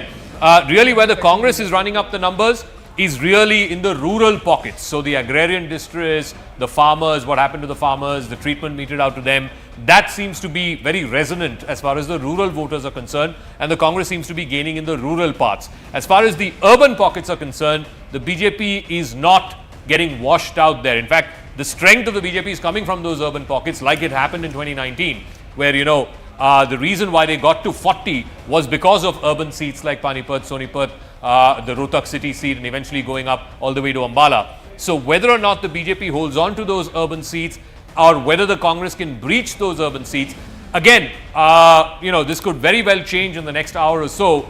But at one point, we were looking at 60 seats or 65 seats. It's not looking like a 65 seat win for the Congress as of this moment. But like I said, in an hour, things can change. Yes. I think if this is still good evidence and you've gone from the postal ballots to the EVMs, suggests that in Kashmir, instead of the vote being fractured, it's consolidated around the NC Congress and really the NC with a few pockets. Sajjad Lone might win in the north, Altaf Bukhari in Srinagar, and Iltija and Wahid Para in the south, but really a consolidation in favor of the NC, while the Jammu vote seems to have splintered. So again, interestingly, the JKPC, the People's Conference, is actually leading in 3 constituencies. Sajjad is leading in Handwara, in the neighboring constituency of Langate, which is, I believe, Engineer Rashid hails from Langate. Again, it's the People's Conference candidate who's leading there. You have one more seat which I had seen, which is would be in the north itself. Yeah, in the north, this constituency, which is Patan. Again, it's Imran Ansari. Imran Ansari. Sajjad Lone's the PC is assured of at least 2 seats, which is Imran Ansari from Patan, which is a Shia-dominated constituency, and Sajjad's own constituency of Handwara. He should win Kupwara also if he's lucky. There are two other independents. I just want to quickly run this. Satish Sharma in Cham. I believe he was a rebel. Satish Sharma, he's now contesting as an independent. He's leading in a seat called Cham. And there's one more constituency. Again, this is in the, it's an ST in Jammu, in the ST reserve seat of Tanamandi. A candidate called Muzaffar Iqbal Khan, an independent, is leading. So these are the independents. Let's just take a look. All right, from Bani, Dr. Rameshwar Singh, independent, is also leading from Bani. And there is this one seat I just want to see from Kulgam. Mohammad Yusuf Tarigami is of the CPM. What would be interesting is to find out if Engineer Rashid, his party AIP, and the Jamaat, who has put a proxy independent candidates, whether they are winning any candidates. Well, we'll have to wait and see, because the numbers are changing in Jammu and Kashmir too. The numbers are oscillating and fluctuating even in Jammu and Kashmir, not so much. But yes, it was 55 just a short while ago. It's come down to 53. It went down to 51. Now it's gone up to 53. So with each round of counting, and in some of these constituencies, the others, BJP and National Conference, it seems to be fluctuating, and the PDP seems to be losing ground to the National Conference. That's what's happening. The seats that the PDP had lost, was leading about 5 or 6 seats. It's all gone towards the National Conference. The BJP now from 21, it's gone up to 24 seats. Now will it consolidate further? We'll have to wait and watch. But this scenario, this was a 30-seat lead that had been opened up by the Congress party. It's now come down to 16 seats. Is there a further twist in this story as more rounds are counted? We'll have to change. We'll have to check. BJP chief of Jammu and Kashmir, Ravindra Raina, is trailing from Naushera at this point. That's what we are given to understand. So he's trailing. There are other leads that are that's the update of Ravindra Raina, who's trailing in Naushera. Some of the other key race alerts, we'll quickly call some of the others. Narinder Singh, RS Pura, Jammu South. He's currently leading. He's been in the lead for a while now, so from the time the ballots were, the counting started this day. Sophie Yusuf, He is of the BJP. He is trailing, and same Bijbehara seat, Iltija Mufti is also trailing. What will Mehboob be Beg is interesting- leading in Anantnag of TDP. Anand, what will be interesting if you should look at the map is what about the Hindu-dominated seats in Jammu? You Who can is see it. who Yeah. is winning All- in those? It's the BJP that there's Is the all that the saffron BJP? Yeah, sort right. of patches are in Jammu. The entire belt is Jammu, Jammu. Kathua, Samba, Udhampur, these are the ones that you need to This focus entire on. belt is dominated by. Now there you go. They lost one more. One more went away. There are 43 seats. Yes. And the BJP is leading in 24. So what's Yes. happening in the other 20? What is happening in 19 the other seats, yeah. 20? No, the other 20 will go to the Congress party. Right? No, It's but just the which Congress are or it will these be seats? independent. Which are these Congress seats? or the independents? No, but Congress, this NC is and independents. anecdotal. I mean, I want to see it actually on the map to understand. Rajouri, Punch and the Chenab area. Doda, Because you know the Krishna. Prime Minister has been stressing on this whole business of batenge to katenge. I mean, I'm just bringing in the larger, the narrative that has been built up by Yogi, the RSS, the Prime Minister, and they've been talking about batenge to katenge. Is this making any impression on the voter on the ground? And that's why I was talking about what about the Hindu-dominated seats in Jammu per se? Where have they gone? How are they voting? So the BJP has currently got 24 seats. I think 20 out of those 24 seats are coming from Jammu. Right. 4 are coming from the other belts. I just want to run through some of the quick constituencies. From Chenani, the BJP candidate is leading. From Udhampur West, the BJP candidate is leading. From Nagrota, the BJP candidate is leading. From Aknoor, which is an SC reserve seat after delimitation, again, BJP candidate leading. Jammu North, Shamlal Sharma of the BJP leading.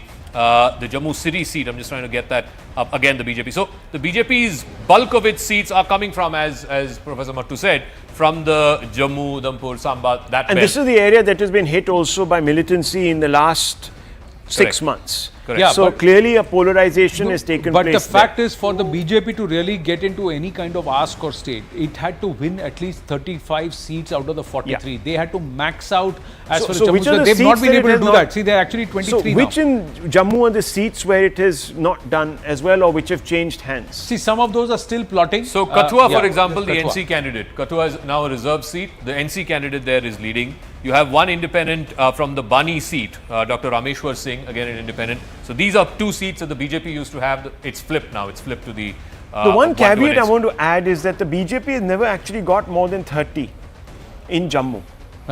From the research that we've done, seats It had in 26 Jammu. last time, yeah. That Yes, was the highest it's had. Sorry? 26 last time, which is Yeah, the highest. so they've never got, that they've yeah, had. I think there was one election where they did better than that. I'll have to just quickly recheck because I remember this. But that is pre-delimitation. No, I understand that. I understand that. But all I'm saying is that, look, some caveats. Has the Hindu vote really... You see, the question will be, because I'm telling you what the opposition will come out and say, that Hindutva is failing, that it's come down to bread and butter, the BJP doesn't have an answer for voters who are going to talk about bread and butter. So I'm just trying to understand on that what is... point, Yeah. what the data is showing us at this moment, and it's still early days, the BJP is at 23, which is -2 from last time. Correct. Now again, there's been delimitation, so we have to take that with a pinch of salt.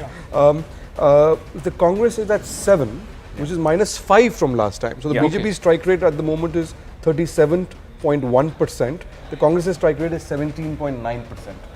The NC on the other hand is an 80% strike rate. So it's very clear that the BJP is retaining its stronghold in Jammu.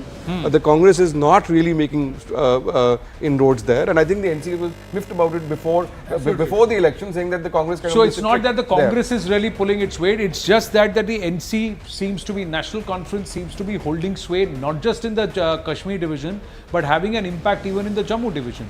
And the overall consolidation of votes which should have happened in favor of the BJP post-abrogation of 370, post whatever it claims to have done to balance the Jammu versus Kashmir divide, it's not manifesting as of now. It's not manifesting as of now. And you know, it'll be great if Professor Mattu comes in on this, but fundamentally, in my view, what's happening is in Jammu.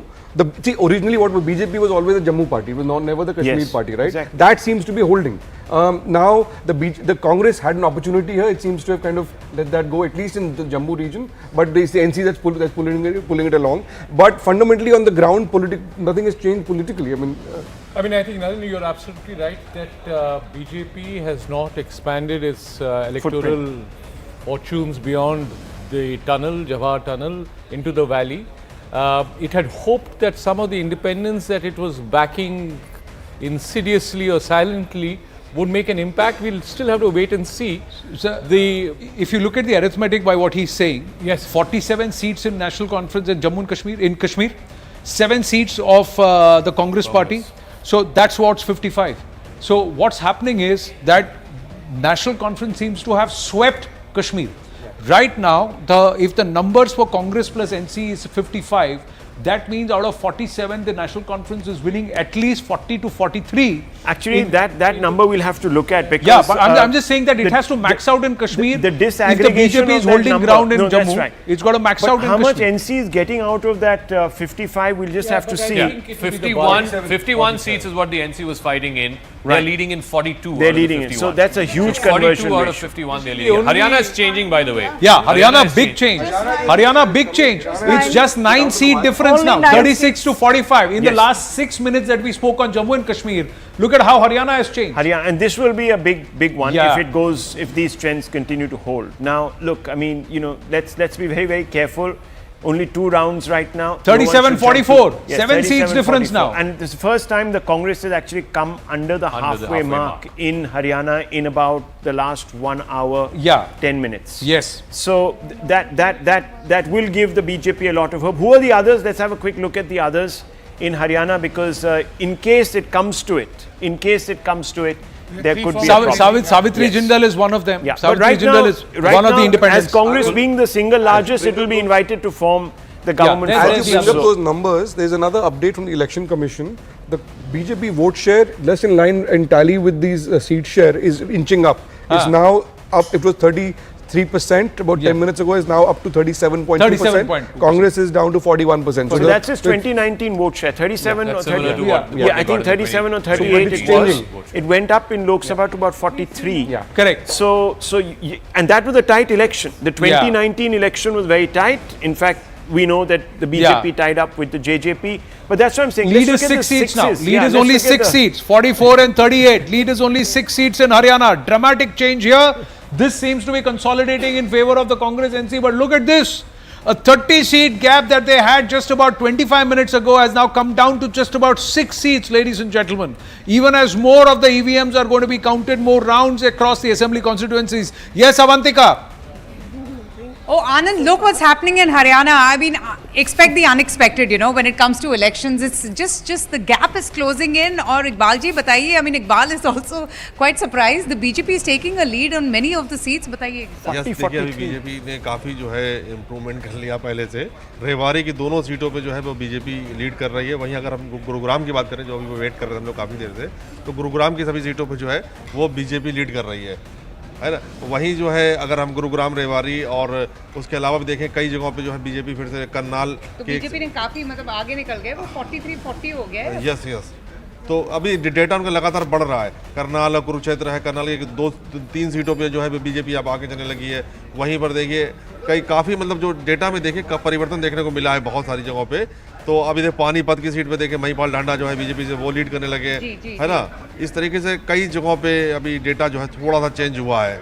Right. So Anand, that's the update. Big update here. Even as there is a round of snacks that's come in while we were at the live result hub into this. Look at the seat differential. Only 3 seats. There's snakes there. 3 seats. Snakes and ladders. Just 3 seats. Snakes and ladders. Just 3 seats, ladies and gentlemen, separates the BJP and Congress in Haryana. How has this happened? Which are the places? Gurugram. Just now at the live result hub, Iqbal was telling Avantika that BJP is leading in all the seats in Gurugram. I think it's in the urban pockets. So from Sona, from he's Gurgaon, got it all on the map now. Yeah, it's all on the map on Gurgaon, in Sona, in Badshahpur, in Pataudi. So this is again, from Rewari. So this southern part of Haryana, you go all the way up to Bhiwani, Mahendragarh. Mahendragarh seat also, Kamar Singh of the BJP is leading in the Ateli seat. This is Zach, that is the Ahirwal belt that you're talking about. This is the southern belt. Yeah, this is the Ahirwal belt, which means there's a counter consolidation perhaps against the Jats. Faridabad, all the way up to Bhiwani, Mahendragarh. Yeah. This belt seems to be backing the BJP. It's not just there, it's also here in this Ambala corridor that we keep talking about, the GT corridor that we keep talking about, in Karnal city, in Kurukshetra city, in Panipat, Sonipat city, the urban seats, the BJP seems to be holding on to its strongholds here. And these two regions, if these two regions hold, that's why you're seeing a much tighter fight. The Congress, on the other hand, is still consolidating in the rural parts. In the Sirsa belt, earlier you had 3 to the INLD, now it's 2 to the INLD. Gopal Kanda seat also the Congress is now leading. So I think in the Sirsa belt also you will see a lot of the Jat vote coming back to the Congress and some to the INLD. But I think the urban pockets, whether it is in the Gurgaon, Faridabad, Bhiwani, Mahendragarh belt in the south of the state, or whether it's in this GT corridor all the way from Ambala. So Zach, if you're going to see a surprise, then we'll have to keep an eye on the Jat Sikh belt, which is on the Jat vote. There's a Jat Sikh belt. No, it's just one seat difference. Just one seat difference. 41-42. BJP and the Congress 41-42. Look at the leaderboard at the bottom, ladies and gentlemen. And interestingly, INLD and the others, whichever way it goes, Congress plus INLD is 44 seats, BJP plus the others is 46 seats. So now this halfway mark right above us on the screen, if you look at the top band, let's just look at the leads. Now everybody, both of them are within striking distance of the magic figure. Look at this. Both of them are within striking distance of the magic figure. Now what happens here? Over the next 15-20 minutes, this could change dramatically. And if it changes dramatically, then whose story is it to sell? And what happens to the INLD? What happens to the others? Who are the others? Are the others leaning towards the BJP who are leading currently? Are the others who are leading currently? So one is Savitri Jindal, we know in the Hisar seat. The other two, I'm just going to check. There's a Gannor seat where Devendra Kadian, I don't know if he's a BJP rebel, but this is a Jat-dominated seat. This is a seat that the Huda faction should have won, but they're trailing there. Rajesh June, another independent candidate, is leading from Bahadurgarh. And then you have this northern seat, which is Kalka, which is the first constituency. Gopal Sukumaraj, again an independent candidate leading. So these are the 5. Which is down this will be a big slap in the face of the LOP, Rahul Gandhi, because if the party has to prove that what they did in the Lok Sabha election was not a flash in the pan on the back of some people say unscrupulous political messaging, then this election will determine whether more than what happens with the Congress party, because is actually being able to lead the party. Is it tired and retired for Bhupinder Hooda if this happens? Now it's not about Bhupinder Hooda, please, because this was a decision that was taken by Rahul Gandhi, who is now completely in charge of the Congress. Rashid Kidwai said it is Rahul Gandhi, so we'll stay back. But I'm just also saying, look at the BJP clawing back. If the BJP has clawed back between the 4th of June till the 8th of October, 10 years of anti-incumbency, my friend. Between the 4th of June and the 8th of October, if they have clawed back, now how is it? Advaita Kala, are you perked up a little more now in terms of what's happening in Haryana? The only reason I wasn't perked up was because I'm not a morning person. But, I did tell you all that those were postal ballots, and Haryana, I think, will not be that bad. Now we've got Ashok Gehlot, we've got Bajwa, they're all heading to Chandigarh. BJP 42, Congress 41. Yeah, Congress and the BJP for the first time in Haryana in lead. For the first time, the BJP is leading in Haryana. For the first time, just about at 9:43 a.m., the BJP leads for the first time in Haryana. Zaka's called that out here at this point that the leads have changed. What a significant change in fortunes and the leaderboard as far as Haryana is concerned. From the postal ballots to the few rounds of counting that have now happened of the EVM ballot boxes. Look at what's happening. BJP 42, Congress 41. Right now, closer to this magic figure of 46, it's the BJP. Look, Zach has turned very quiet. He's turned very quiet. He's turning blue in the face. I'm just watching the numbers as they come in. Zach, let's have a look at the leaderboard, please. The person who's been able to be as far as a centrist and not swing either way is right through our election coverage. I'll have to say that. Is this person on the magic ball, because he calls out the numbers and then stays as far as the numbers are concerned. But this must be a surprise to you too, because this is bucking what the pollsters prediction. Yeah, none of the exit polls gave 42 to the BJP. And I think it's largely coming from, like I said, 2 regions here in the south, which is Gurgaon, Faridabad, Bhiwani, all the way up to Mahendragarh. This southern urban belt for the BJP. And then, of course, this northern corridor. There's also a whole bunch here. This was not there the last time. So this Fatehbad seat where the BJP is leading. From Nalwa, the BJP is leading. From the neighbouring constituency. Clearly, the CID also didn't quite get it right. No, not just the CID. We have to call Tehseen Pulawala and the CID there. But in this case, 42 seats which the BJP is leading on. There are about 4 seats where it's sort of resting them from Congress as of now compared to last time. Which ones are these? It's actually showing +5. It's a +5 change from the last time around. Yes, changing very fast. One of them is Ladwa, the other one is Israna. Sonipat Ladwa तो नायब सिंह सैनी लड़ रहा है ना, लाडवा का तो MP था वो, वहां पर Ladwa, Israna, Sonipat, Adampur, this is the first time he's fighting from there. Adhampur, Israna, there is also Barwala, which was JJP last time. Barwala. So these are all gains for the BJP as of this moment. Prithla, which was an independent last time, and BJP is kind of ahead in that seat. So suddenly we are seeing gains on the leaderboard by the BJP. So what is happening is, if I am to go by what Nalin is seeming to indicate, is that the now 44-39. Yeah, 44-39. Look at other vote is splitting. Whoa, that's a 5-seat change, 5-seat shift. 44-39, just too short of that magic number is the BJP right now, and the Congress slipping to under 40 for the first time today.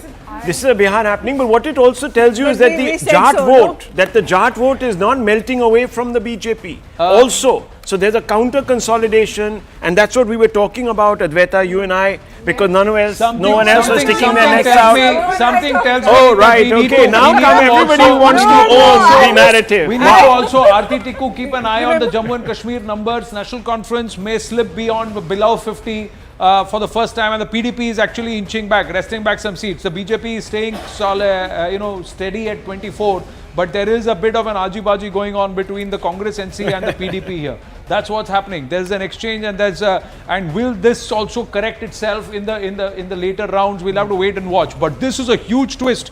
44-39, and with about 2 or 3 of the independents, the BJP seems to be past that 46 this number. Is a reversal. 45 number. I mean, this is a major indictment of the campaign. If this holds, it's too early again. So I don't know how many rounds we've actually had. We'll check with Avantika and we'll get an idea of how many rounds are through. This was an election for the Congress to lose. And where all the leads are solid. If there is a more than 1500 to 2000 margin of lead in assembly constituencies, that's significant. So let's try and understand with Avantika. Avantika can check with Iqbal. These leads, the way they have changed, are they very slender? Coming back to you, Rahul, in just a minute. Are they very slender margins, or are they solid leads? Well, Anand, 2 rounds are already over. I mean, the second round is just about finishing now, but what a huge change in Haryana. I mean, even we are sitting out here completely surprised with how the numbers have changed so dramatically, and just within a span of few minutes. Iqbal here is sitting here, he's just telling me, Avantika, that BJP is taking a lead in just so many places. Everything has changed in a matter of just a few moments. अब देखिए, अभी गुरुग्राम की देखिए 3 सीटें BJP जो है lead कर रही है, और अभी देखिए लाडवा से जो सीएम साहब है वो भी 800 करीब 800 वोट से। ऐसे कौन सी सीट है जहाँ पर कांग्रेस लीड कर रही थी और अचानक से सब कुछ बदल गया और अब बीजेपी लीड ले रही है?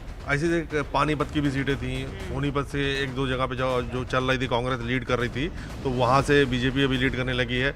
राव नरवीर से गुरुग्राम का भी देखिए एक जगह पे जो है वो कांग्रेस लीड कर रही थी, लेकिन अभी 4 सीटों पर जो है वो बीजेपी लीड करने लगी है जी। तो ऐसे कई गुरुग्राम है या पानीपत हो गया, सोनीपत हो गया, इन डिस्ट्रिक्ट में कांग्रेस लीड कर रही थी, लेकिन अभी बीजेपी ने लीड पकड़ी। वहीं पे अगर और भी सीटों पे हम देखें, पंचकुला में भी एक सीट पे कांग्रेस देखिए अभी लीड कर रही है, और एक पे बीजेपी भी आ गई है जी। So it's a nail biter, Anand, it's a nail biter, it's anything can happen, and we are just seeing those numbers there. 45-38, can you believe it? I am pretty much surprised, but as I have been saying all throughout, these are elections, anything can happen. 2 rounds of counting are already over. It was just at least a minute ago it was 40 and 44, 43. It's 45, so it's right at the halfway number. The BJP, ये अमिताभ मट्टू जी ने भिगोए बादाम दिए हैं. I'm just having some because this is going to be a long one, ladies and gentlemen. On that note of 45, and see, I told you, Congress NC is below 50, and the others have picked up. The independents have picked up in the Kashmir division. But look at this, 45.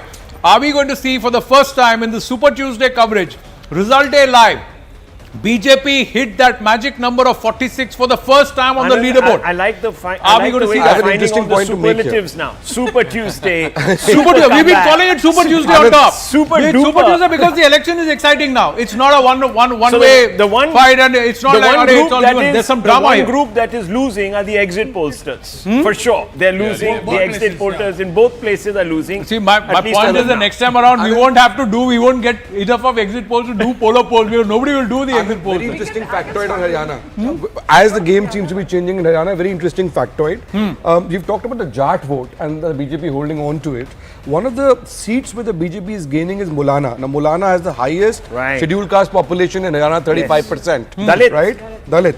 Now, a lot of people are talking about how Dalit vote and that bias, as if Dalit vote which actually hurt the BJP in 2024 in the Lok Sabha election. So I have all the figures. Indication, it's wresting it away from the Congress, and as of this moment, it might change later. Well, Congress NC just wrested one seat from the BJP in the leaderboard in Jammu and Kashmir. Haryana back. Swung away from the BJP in the Lok Sabha election. That Dalit vote seems to be coming back in some measure, because the vote share of the BJP is a telling factor. The vote share holding at about 38, 39, isn't it? But we will again say here, ladies and gentlemen, as of 9:51 a.m. on Tuesday, this Super Tuesday coverage of Result Day live here at CNN News 18, it's just about the third round of counting that's begun on the EVMs. Third or fourth round in some of the constituencies. That's how it is. So these numbers can further change, or they can, but they've changed dramatically. So they can change over the next 20-25 minutes. Anybody who thinks they've called the election or they think they've got the election already, numbers are there, they are making a mistake. It's not over yet. It's not over here also. It's not over here because there is a bit of an exchange happening here too. And there is a lot of drama happening here, and watch out for what the others are going to do, what the independents are going to do in their fight with the national conference candidates. Is this going to change in subsequent rounds of counting? We have to see how big are the leads. We'll have to wait and watch. 45-38. Can we see the Dalit-dominated seats on the wall? Can we see some of the Dalit-dominated seats in Haryana on the wall, please? If you look at the Kumari Selja factor, which is, again, a lot of it is from the Sirsa belt, there the Congress seems to be doing okay, 12, and the BJP is 9. But if you look at the reserved constituencies, and the point that you were making, Rahul, if you look at the SC seats, the BJP there is giving, it's actually the BJP that's leading. It's got 7, the Congress just 6. So which means that the BJP is doing better in the SC seats than perhaps it did even in 2019. And do we have OBC seats here? Because if we can get a sense of the Jat versus OBC consolidation. So here's the OBC seats. Let's take a look at how many seats. Again, the BJP 17-6. 17 out of 25 OBC dominated seats. The Congress only 6. And like I said, it's in this belt. This is all the way from Gurgaon, Bhiwani, going all the way up to Mahendragarh. This belt, the BJP seems to have consolidated the OBC vote. 17 out of 25 to the BJP, only 6 to the Congress. So let me just very quickly tell you, in the 2024 Lok Sabha, the BJP in this Ahirwal belt, just the Ahirwal belt, which is those seats, in the extreme corner, on the left corner, there you had a situation where the BJP had 6, the Congress had 4. In 2019, the BJP had 6, the Congress had 2. It's clearly the 2019 numbers are coming back in that area. So the BJP is able to hold on, in fact, do better than what it did in 2019 in this belt, which is the Ahirwal belt. But I'm very curious why the NCR and Mewat belt, which is this little corner, is not showing up. Magic number 46 for the first time for the BJP in Haryana at 9:53 a.m. For the first time in Haryana, the BJP is touching the 46 number. They've got the magic number in Haryana for the first time. 9:53 a.m. on this Super Tuesday election coverage for the first time. 46 and 37. That's the story. Super how Tuesday, it's turned. Super Surge, and Super Perked Up. Super perked up Advaita Kala. Advaita Kala, what do you make of this? Now, come on. One or two of the Bhigoya hua badam of Amitabh Mattuji to get you that energy boost. She's the only one who is not over. This is getting going. This is getting exciting. I'm saying I need popcorn. You need popcorn. Not badam. But really, I mean, this was what we were talking about yesterday. With the exit polls. We were assuming so much.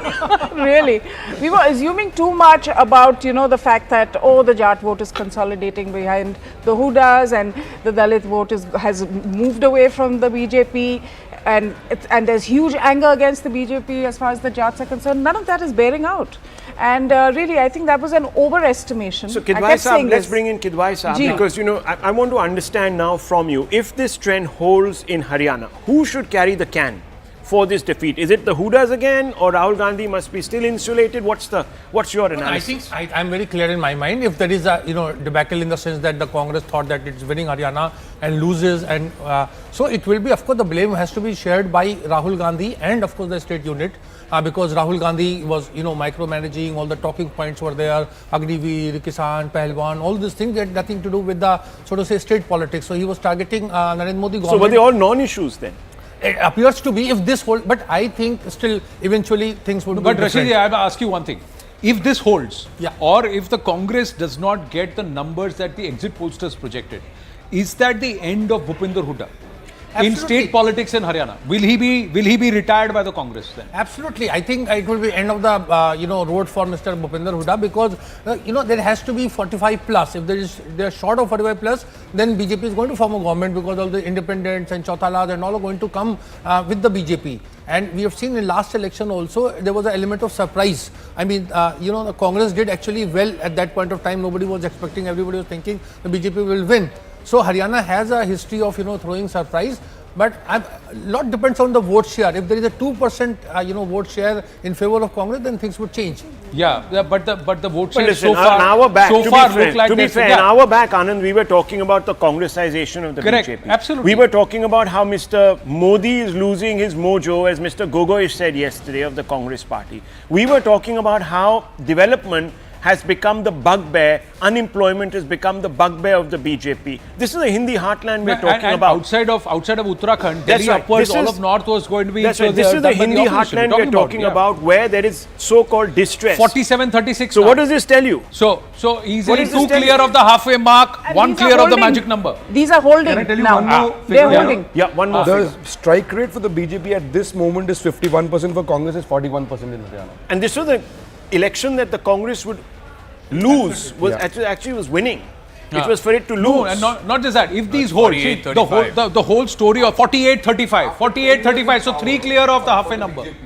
If you're going to have a close contest, then that's a and you can't just put this down to now bringing a Saini into the picture and this, that, the other. You can't just say that this is unalloyed from the performance record of the BJP. And that's why, Anand, I am very upset with what is going on in Jammu and Kashmir. Yeah. Because in 5 years, Jammu and Kashmir has not seen the peace that it has seen. People are going to the movies after 32 years. Shias are out on the streets celebrating their festivals after 37 years, my friend.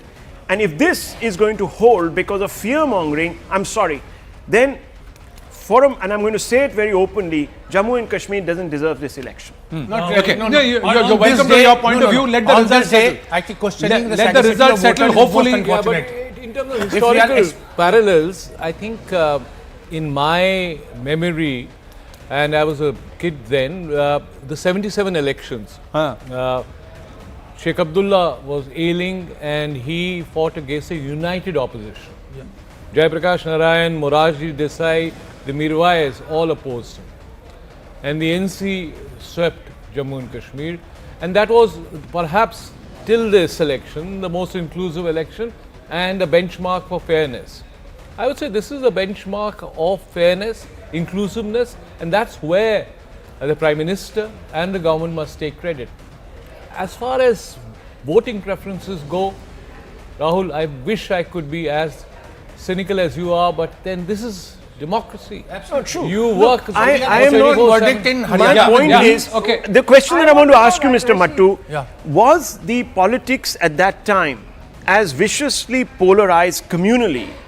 Was there this constant fear-mongering as it is today? That's my worry. My worry is that a certain set of voters in this country are being told that the government at the centre is against their interests when the data doesn't seem to present that fact. Ever since independence, yes, there's always been a degree of polarization, not necessarily in communal terms, but in terms of ideology. Well, I'm talking about communal some terms. correction, but also some correction. Since 83, when Mrs. Gandhi, some correction and consolidation happening. I'm just there are a number of seats which the BJP is leading in, which it didn't have last time. Molana, Ladwa, Rohtak, Sonipat, Adampur, Tosham, Kalanor, Mahendragarh, Rewari, Ladwa. Many of these seats are reserved Dalit seats. And that is a real story. So there is a counter consolidation that's happened the last time around. They've got a seven seat increase from last time. BJP had 40 last time, they're now at 47. The Congress had 31, they've gained 4. Where have they picked up the seats from? The 10 seats. Are you telling me that the Dalits are now supporting the person who wants to change votes the are moving away from JJP. The 10 seats that the JJP had, JJP has 0 right now. Those 10 have split between the BJP and the Congress. The Dalits are supporting those who are changing the constitution of India to deny them their rights. Is that what is happening, Anand? I mean, this is what I'm saying. Or perhaps have they realized the bluff, or have they realized that people are rejecting that a non-Jat chief minister 10 years for them was better than a Jat chief minister for them. So their lives were better off when it was a non-Jat chief minister at the helm rather than a Jat-led, Haryana.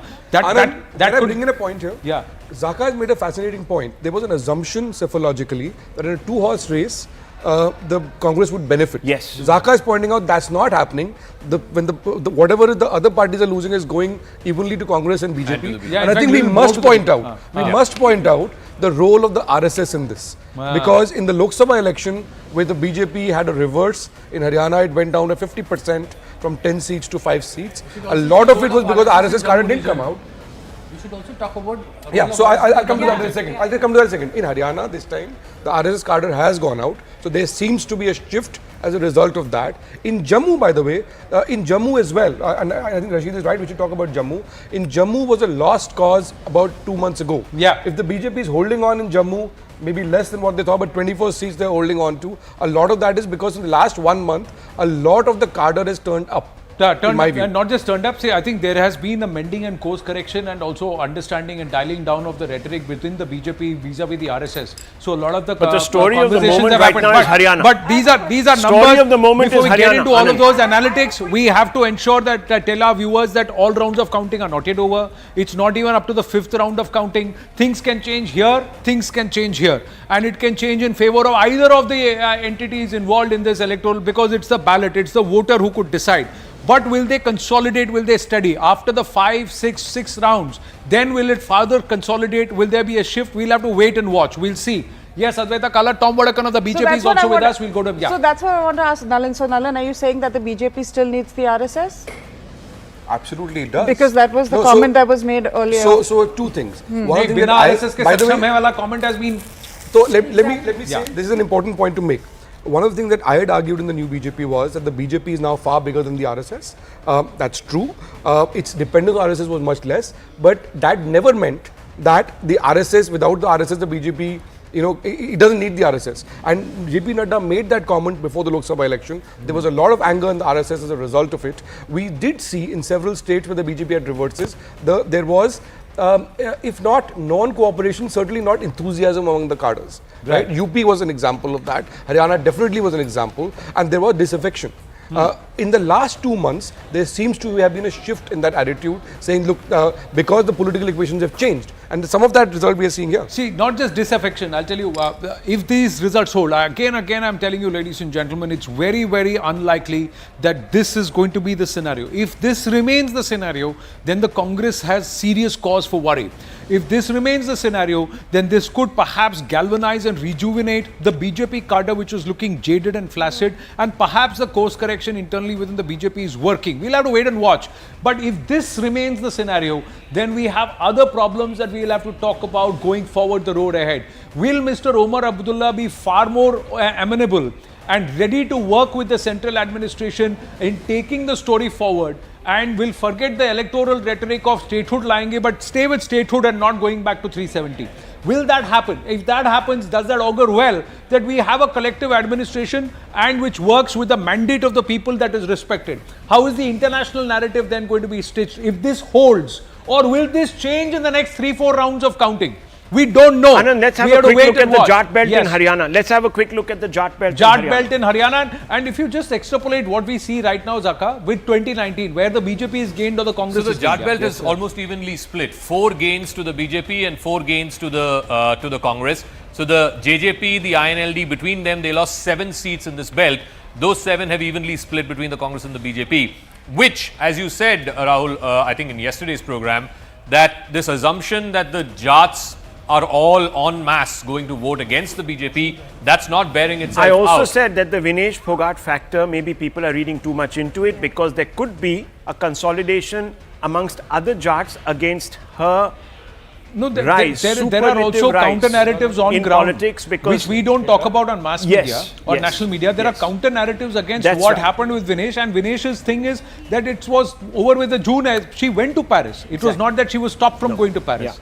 So how much of that works? She'll win from Julana as Julana. She's leading. She's leading in Julana. Leading. She may win from Julana. She'll definitely win. But then if we compare it with the 2019 plot, 2019 result and this leaderboard, what do you think, has the BJP retained more and has it gained into some of those areas where it had lost the last time around? So if in the Jat belt where it is right now 15 to Congress and 13 to BJP, if you were to look at the BJP 2024 leads from the Lok Sabha, how much is it holding on to?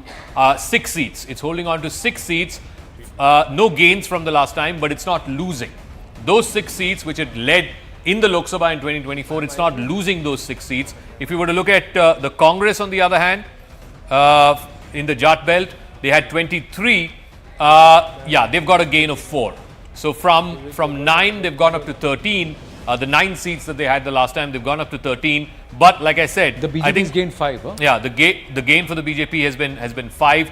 But I think really this whole assumption that exit pollsters certainly seem to have made that the Jats were so massively angry, they were so voluble in their anger against the BJP that they would en masse vote against the BJP. That has not come to bear. Tom Vadakan of the BJP is with us. Tom Vadakan ji, 10:05 a.m., just about 2 hours and 5 minutes into counting. Were you expecting this turn of, the story in Haryana? 46-36, 47-35. So 47. Right now you have the magic number and you're in position to form government. Just scrape through on the other side. Shaila is also with us at this point. And Tausif Shah of the PDP is also with us. Yes, Tom Vadakan. But Jammu and Kashmir, it seems to be going the National Conference Congress's way right now. I had seen the exit polls, and despite that, I knew the groundwork that the Bharatiya Janata Party under the leadership of Modi ji would deliver. Because we have delivered. People of Haryana have realized here's one party which is delivering 10 years and still in the lead. We will continue to lead, that is finally will be decided later. But in the present scenario, it's a clear indication that the people of Haryana have realized that this is a party that will deliver and will continue to deliver in future. This is not about politics. If you see the plight of Himachal that Pradesh, was made. look at the plight of Karnataka. 49-34. So what's the correction that was made between these June are the 2024 the states are in debt, and September 2024? And they don't have money to pay their salaries, pensions. And if that is the same condition that is going to happen in Haryana, I think God is in his heaven and all is well on earth. But you lost ground in June 2024, that is Lok Sabha, and you seem to have held ground with respect to the Vidhan Sabha elections. Bhupinder Hooda camp said, Jawan, Kisan, Pahalwan, you've let down all 3 and that's why the BJP will lose. But here right now you're almost touching 50. You're 4 clear of the halfway number and, and seem very comfortable to form government on your own without even the JJP. So this is actually a better performance than the 2019. If this holds, I'm just saying as of now, what do you think is the critical change on ground? Can you hear me, Mr. Vadakan? Yes, this is based on performance, Anand. This is hardcore performance. This is the development project, Beti Bachao program, the various programs that have been implemented in Haryana, especially for the farmers. And 23 crops are receiving MSP. And these are not minor developments. This is delivery. And when there's delivery and there's a false narrative run and there's a regime change apparatus functional, people of Haryana are wise. They can see through these games and they will decide. And I do hope that this situation continues. Well, please stay on with us, Mr. Vadakan. We'll talk Jammu and Kashmir also. Shaila Rashid is with us. Ratan Lal Gupta, senior leader of the JK National Conference, should join us. Tausif Shah, spokesperson of the PDP, is also with us. Namaste to the lady and the gentleman. Now, Shaila Rashid, how would you see this? 52 seats right now, 52 leads for Congress plus NC. So they don't seem to need anybody to stake claim. Even with the 5 nominations, their 48 is the magic number. They are very clear. Yeah. So I believe that as the day progresses, the numbers could get tempered. However, the overall trend holds. So the pollsters are not going to have a bad day. I think nobody is going to cry today on live TV because the predicted trend, and whatever was the word on the street, whatever was the news on the ground, that is pretty much holds. So there's no anomaly. There's no big anomaly. as I had said yesterday on your channel, that the only anomaly seemed to be PDP getting 5 to 7 seats, because the word on the street was that they'll get between 0 and 1 seats. So if they do manage to get more than 3-4 seats, that's a really good performance for them.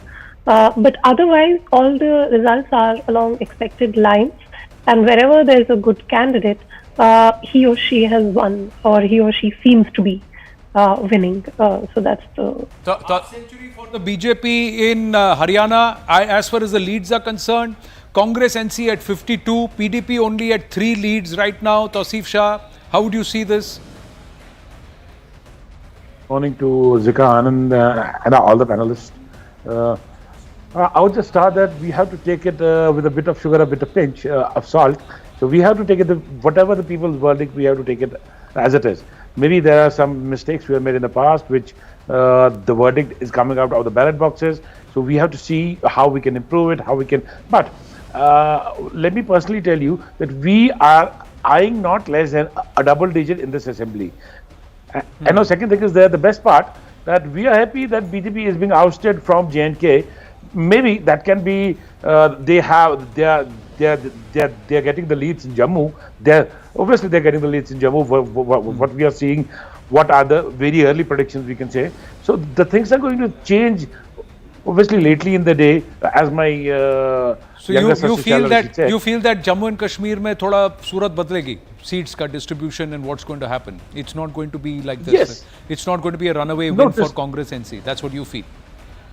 No, we can see that once the day progresses, the ballot boxes open, because maybe they are opening the ballot boxes where one party has a very strong hold. In the constituency, there are approximately say 100 booths, and they have different story to tell. So maybe these are only 19 to 20 have been opened, or 30 have been opened. So we are still yet 70 to go. So they can change, they can trail, they can lead, whatever can happen. So but PDP has just increased its lead by 1 as we are speaking. Tausif Shah, you believe you should touch double digits, then that changes the whole dynamic altogether? Very surely, very confidently, I am telling that. Right. Let me ask Mr. Tom Vadakan. Mr. Tom Vadakan, Haryana, you are hovering around 49-50. You seem comfortable as of now. We'll keep park Haryana on the side. But Jammu and Kashmir, now are you okay with this scenario? Because this means a whole new dynamic in Jammu Kashmir politics. Now, are you okay with the Jammu and Kashmir, how it is panning out right now, how it's looking right now? BJP at 24, Congress NC at 52 leads, PDP at 4, others at 10. So the BJP will have to sit in opposition in the Jammu and Kashmir Assembly, and it could be an Omar Abdullah who will be the Chief Minister, who will have to work with the LG, and the central administration will have to work with the National Conference Congress combined there. What does that do to the narrative post Article 370 abrogation? Anand, going forward? My horses, Anand, I would hold my horses till the last vote is counted, because things can happen. You've seen that happen in Haryana, and things can happen there too in Jammu and Kashmir, because people of Jammu and Kashmir have realized that development is what they need. It is not this this kind of what I would call divisionary politics that they talk about, and that kind of that 370 must go and all that. So I think they've realized, they've tasted the pudding. So I don't think they're going to refuse. So you feel there will be, it's not yet consolidated in Jammu Kashmir. Just quick update, Julana, Vinesh Fogart is trailing. EVM counting gathers pace and Vinesh Fogart is trailing. Julana ki Bahu is currently trailing. The Congress is now 16 seats lead behind the BJP. So the BJP 16 seats ahead in leads of the Congress party in Haryana. The INLD now leading in 3 seats. So is Gopal Kanda back in the lead in Sirsa? No, I think in the Sirsa seat, at least as far as the magic wall is concerned, Gokul Setia of the Congress is leading. Congress is leading, but INLD is showing 3 leads there, and the others are leading in 5. Congress's lead really being shaved from about 55, 58 seats at one point in time to just 33 So basically they are back to where they were at 2019. In 2019, Congress had 31. The BJP had 40. The BJP has increased its tally by 9 this time around. The Congress is pretty much where it was in 2019. It had 31 last time. It's got 33 now. The big losers have been JJP, all 10 seats. The JJP is not leading in a single seat right now in Haryana. That seems to have split the two seats that the wall is showing. Aditya Devilal is leading in the Dabwali seat, the grandson of the late Chief Minister, Mr. Devilal. From the Rania seat, Arjun Chautala is leading. The third seat, which is his father's seat, Abhay Chautala, is currently trailing in Islamabad. But I think these three seats are the ones that the INLD seems to be getting back from the JJP. As far as the BJP is concerned, 50 seats is what we are showing right now. The BJP has consolidated, no doubt, in this southern belt. Also, this belt, the rural part, which is in the western side, so places like Tosham, places like Nalwa, this is the Adampur. This is the Jatsik Ahirwal belt. Yeah, this is the belt that Rahul has been talking about. The Jatsik and Ahirwals. It seems to have really consolidated in this belt, and of course, holding on to seats, the GT corridor. If you look right up to 41, and I don't know, those seats up there. Complete turn of events. Now BJP, complete turn of events in Haryana. BJP now leading in 50 seats. Congress is now only in 32. BJP is in 50. And if Vinesh Fogart is trailing, then BJP have is the voters, also have the Haryana voters rejected this whole 25. Pahalwan and this whole big business about, women, etc., been actually shown their place. We have to ask these questions. Yeah, Anand, I don't know why you're being a little 51 now, about 51 for the BJP. Yeah. Anand, you have to pose these 52 questions. for the BJP, 52. 31 for the Congress, 52 for the BJP. This One is of the what I others said, also pinched away by the BJP, 52-31. Just because a certain section of the media was going on about this, I said yesterday as well, there is an element, Swati Malik for one, voiced it publicly, where she felt Fogart was using this as a self-serving maneuver. So I don't think everything was a monolith in the way we've been discussing it. No, and there was this absolute charge that Miss Fogart herself was not supported by the government at the Olympic Games.